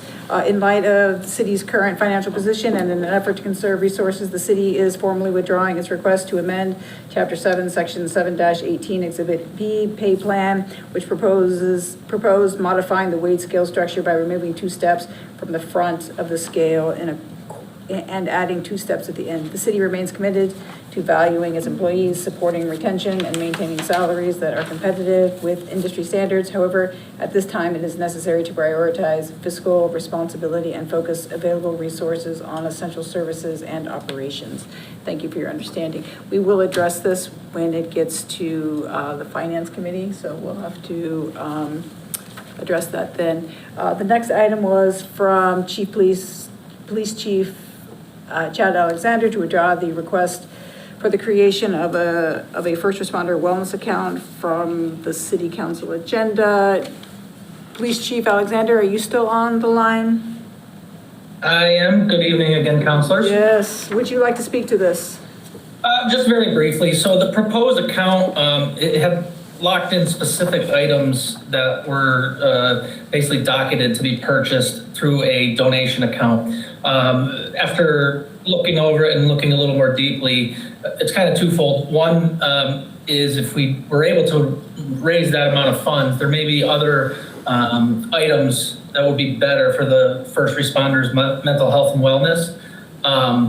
But further on top of that, if the amount of money requested wasn't raised, then it brings into question what to purchase with that out of those items. And it was just kind of messy how we submitted it to you. For that reason, we're just looking to have that removed from the Finance Committee's agenda and at a later date, submit a better suited proposal for a creation of a donation account for first responder mental health and wellness. Great, thank you very much, Chief Alexander. And again, I think that both of these items, I think it represents the commitment that our department heads have to just the fiscal responsibility of the community right now. And so I certainly appreciate you taking the time to speak with us this evening, and also for us to remove those items from the agendas. And we will do that. That's actually from the Finance Department. The other one is from the Ordinance Committee, right? Thank you. Thank you very much, Chief Alexander. Good night.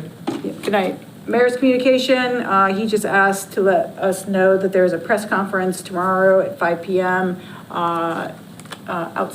I believe it's going to be outside. So regarding the override, communication about the override. So again, that's a press conference tomorrow, 5 p.m. outside.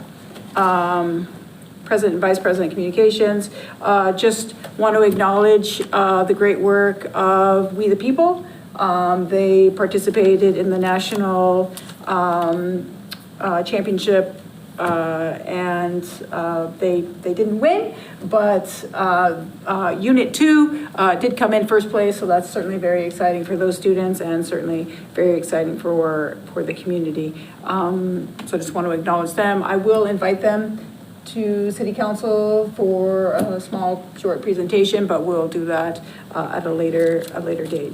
Vice President Jadzak, do you have anything? Nothing to offer tonight. Okay, great. Any councilors' communications? Councilor Jamrod McQuaid, I believe you have something. Yes, thank you, Madam President. So this is my usual reminder that the Easthampton Tenants Union meets every Thursday in these chambers from 5:30 to 7 p.m. They have a special meeting scheduled for April 30th. And that will be a tenants' rights training with attorney Joel Feldman. So great opportunity to get that expert input. I'll also add that I just wanted to give kudos to the planning department as well as the mayor's office and pro-housing voices across the community for helping contribute to us receiving or being redesignated as a housing choice community. This is a statewide grant program that allows designated communities to exclusively apply for those funds to support housing construction. It also allows us to better leverage other programs like Mass Works grants, like potentially to do infrastructure improvements. I think when we're talking about Maple Street, this sort of puts us in a better position to leverage some of those state funds. So I just wanted to thank the work of the people that got us there. Great, thank you very much. Councilor Peak is not here. Councilor Schmidt, do you want to take finance? Sure will. You folks have already heard about most of the things that were before us at our meeting last week. But I will also note that we discussed the city council budget, like our line specifically, and President Denham had brought up at the meeting a desire to, given the evolution of the city's finances since submitting the original budget request, asked that we remove the suggested amount for education and training for this year in response to those anticipated hardships. The Finance Committee did vote to make that amendment and then approve the new budget with that amendment, 3-0, which I suppose we bring here tonight. Should I make a motion on that? Yep. Does anyone have any questions about the city council budget? Seeing none, sure, go ahead and make a motion. And I'll, let's see, I'd like to make a motion to amend the proposed city council budget by removing $2,385 from the education and training line and approve that budget.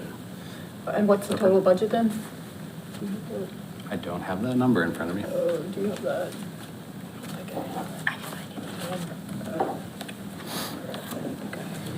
Let's see, maybe I can find that.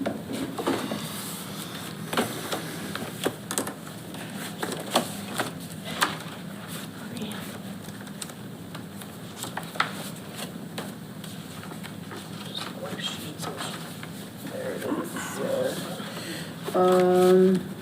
No, I gotta do math. Your phone out.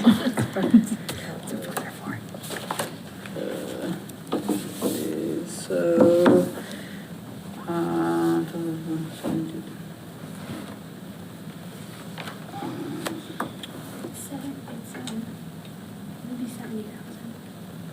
say again? 80,000? 70,000? All right, so I'll take a motion after the amendments to approve the city council budget of 70,000. Okay. Yeah, so moved. Oh, yeah, so, okay, sorry. So 70,000. So I have a motion. Second. Second, I have a motion and a second to approve the city council budget for 70,000. All those or any further discussion? All those in favor? Aye. Aye. Opposed? Abstentions? Motion passes. That's all I got. We need to extend the Honeywell. Oh, right. There are those things. Yes, we have to extend.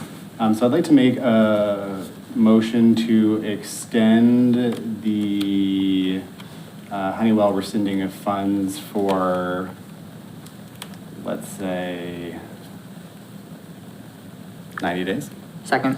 So I have a motion and a second to extend the rescinding of borrowing authorization for city space restoration and Honeywell Energy construction project by 90 days. All those in favor, any further discussion? All those in favor? Aye. Aye. Opposed? Motion passes. Or abstentions, motion passes. And that's everything that you have on that. Great. Public safety. So we have not met since our last meeting. Our next meeting is April 28th at 6 p.m. in conference room 1. I think that's all I have for you today. Good. Appointments. Thank you. The appointment subcommittee last met on the 21st at 6 o'clock, and we have 4 new mayoral appointments to review. All 4 of these were passed at a 2-0 vote. So the first is Pat Krusko, which we already did. The second is Jennifer Sandler for the Community Relations Committee with a term expiration of 12/31/27. Ethan Abeles for the Manhan Rail Trail Committee, 12/31/28. And Wendy Taylor Jordan for the Planning Board, 12/31/28. Second. Do you want to say anything about those individuals or? No, we all have their full resumes and, I'm okay not going into all of So it. I have a motion and a second to approve 3 mayoral candidates or applicant or appointments. Any further discussions? All those in favor? Aye. Opposed? Abstentions? Motion passes.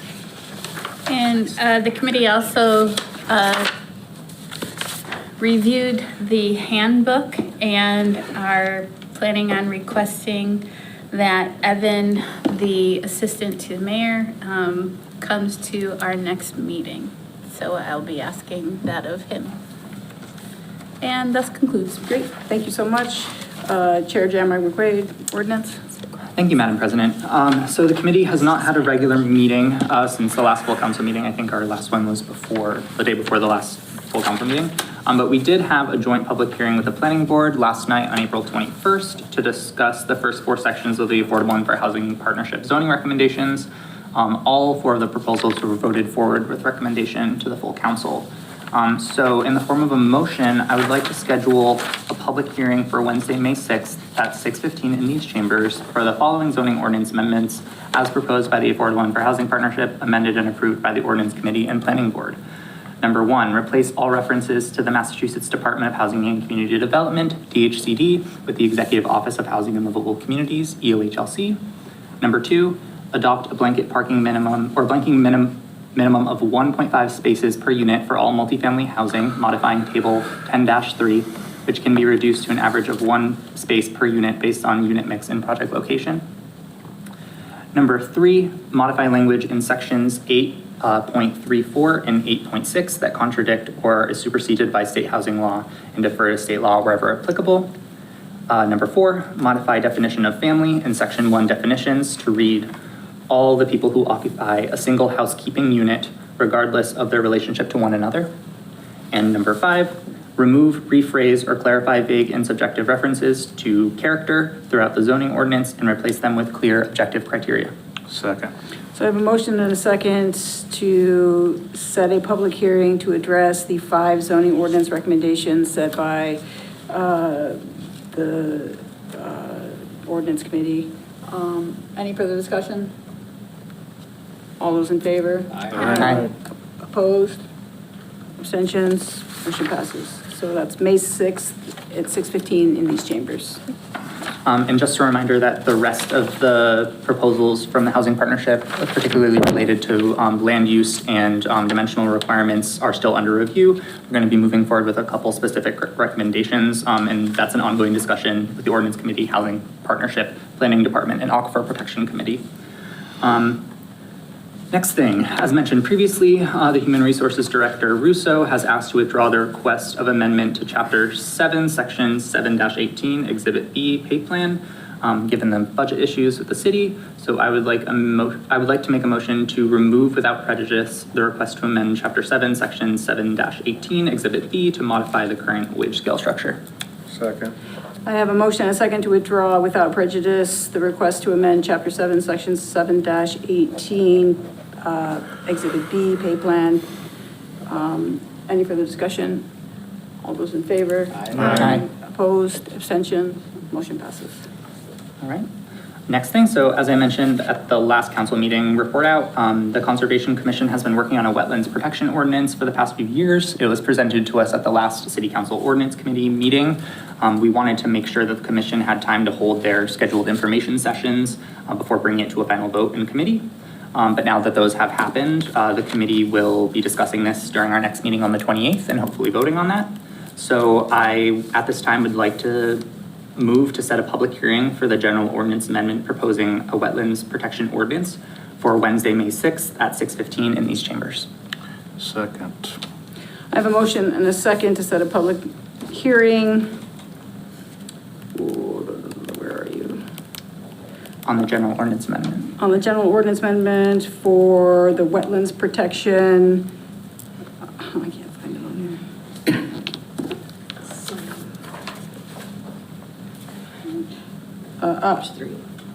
General ordinance, sorry, general ordinance amendments proposing a wetlands protection ordinance for May 6th at 6:15 in these chambers. Any further discussion? Is it possible for us to just be mindful of how many public hearings we're having on one day? Because I know we just set one for that same date, and there might be some others already set, I think. Yes, do you want to set that for a second meeting in May? Sure. All right, I will. So let's. Right, so you're right, I forgot the lodging house. So can someone remove the second for that? I'll remove my Your second. I will remove my Remove motion. and then set a new motion. All right, I would move to set a public hearing on the general ordinance amendment proposing a wetlands protection ordinance for Wednesday, It's May 20th. May 20th at 6:15 in these chambers. Thank you, Marion. Second. So I have a motion and a second to set a public hearing for the general ordinance amendment proposing a wetlands protection ordinance for May 20th at 6:15 in these chambers. Any further discussion? Seeing none, all those in favor? Aye. Opposed? Abstentions? Motion passes. All right, and the last thing is just that our next meeting is on April 28th at 6 p.m. in Conference Room 1. We're going to be discussing the wetlands protection ordinance and potentially doing some other housekeeping of the items on our agenda. That concludes. Great, thank you so much. Just going back really quickly to the finance, can we remove that item from finance? Sure. I would like to make a motion to remove without prejudice the police chief Chad Alexander's request to create a first responder wellness account. Second. I have a motion and a second to remove without prejudice the creation of a first responder wellness donation account for the purpose of receiving funds designated for the proposed first responder wellness project. Any further discussion? All those in favor? Aye. Opposed? Abstentions? Motion passes. Property. No report this evening. We've dealt with it. We've dealt with it, have we? That's the big one. All right. No report.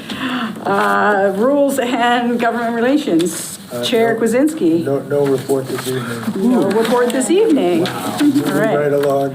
That takes care of everything on our report outs. We have one new item for new business, and I will turn that over to Vice President Jadzik. Yes, we have a interdepartmental transfer request for Community Preservation Act CPA to transfer $7,950 from the CPA undesignated fund balance to CPA admin expenses. So I'm going to read this request in the form of a motion. Or just reading it? I'm just reading it. It's a first Okay. reading. First reading, excuse me. And then I'm going to be referring this to Finance Committee. So this request is hereby made for approval of the following appropriation. Amount requested, $7,950 to be transferred from account 024.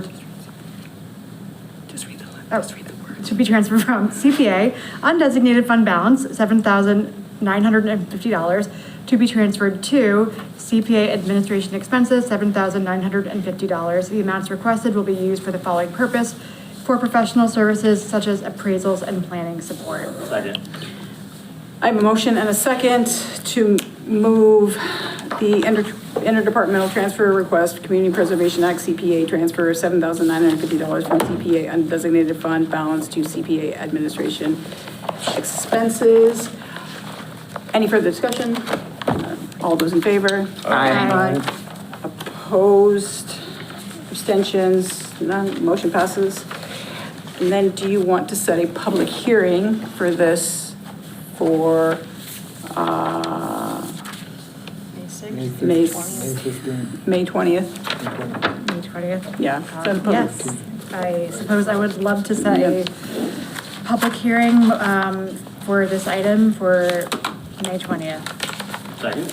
I have a motion and a second to set a public hearing for the interdepartmental transfer, Community Preservation Act CPA transfer of $7,950 from CPA undesignated funds balance to CPA administration expenses for May 20th at 6:15 in these chambers. Any further discussion? All those in favor? Aye. Opposed?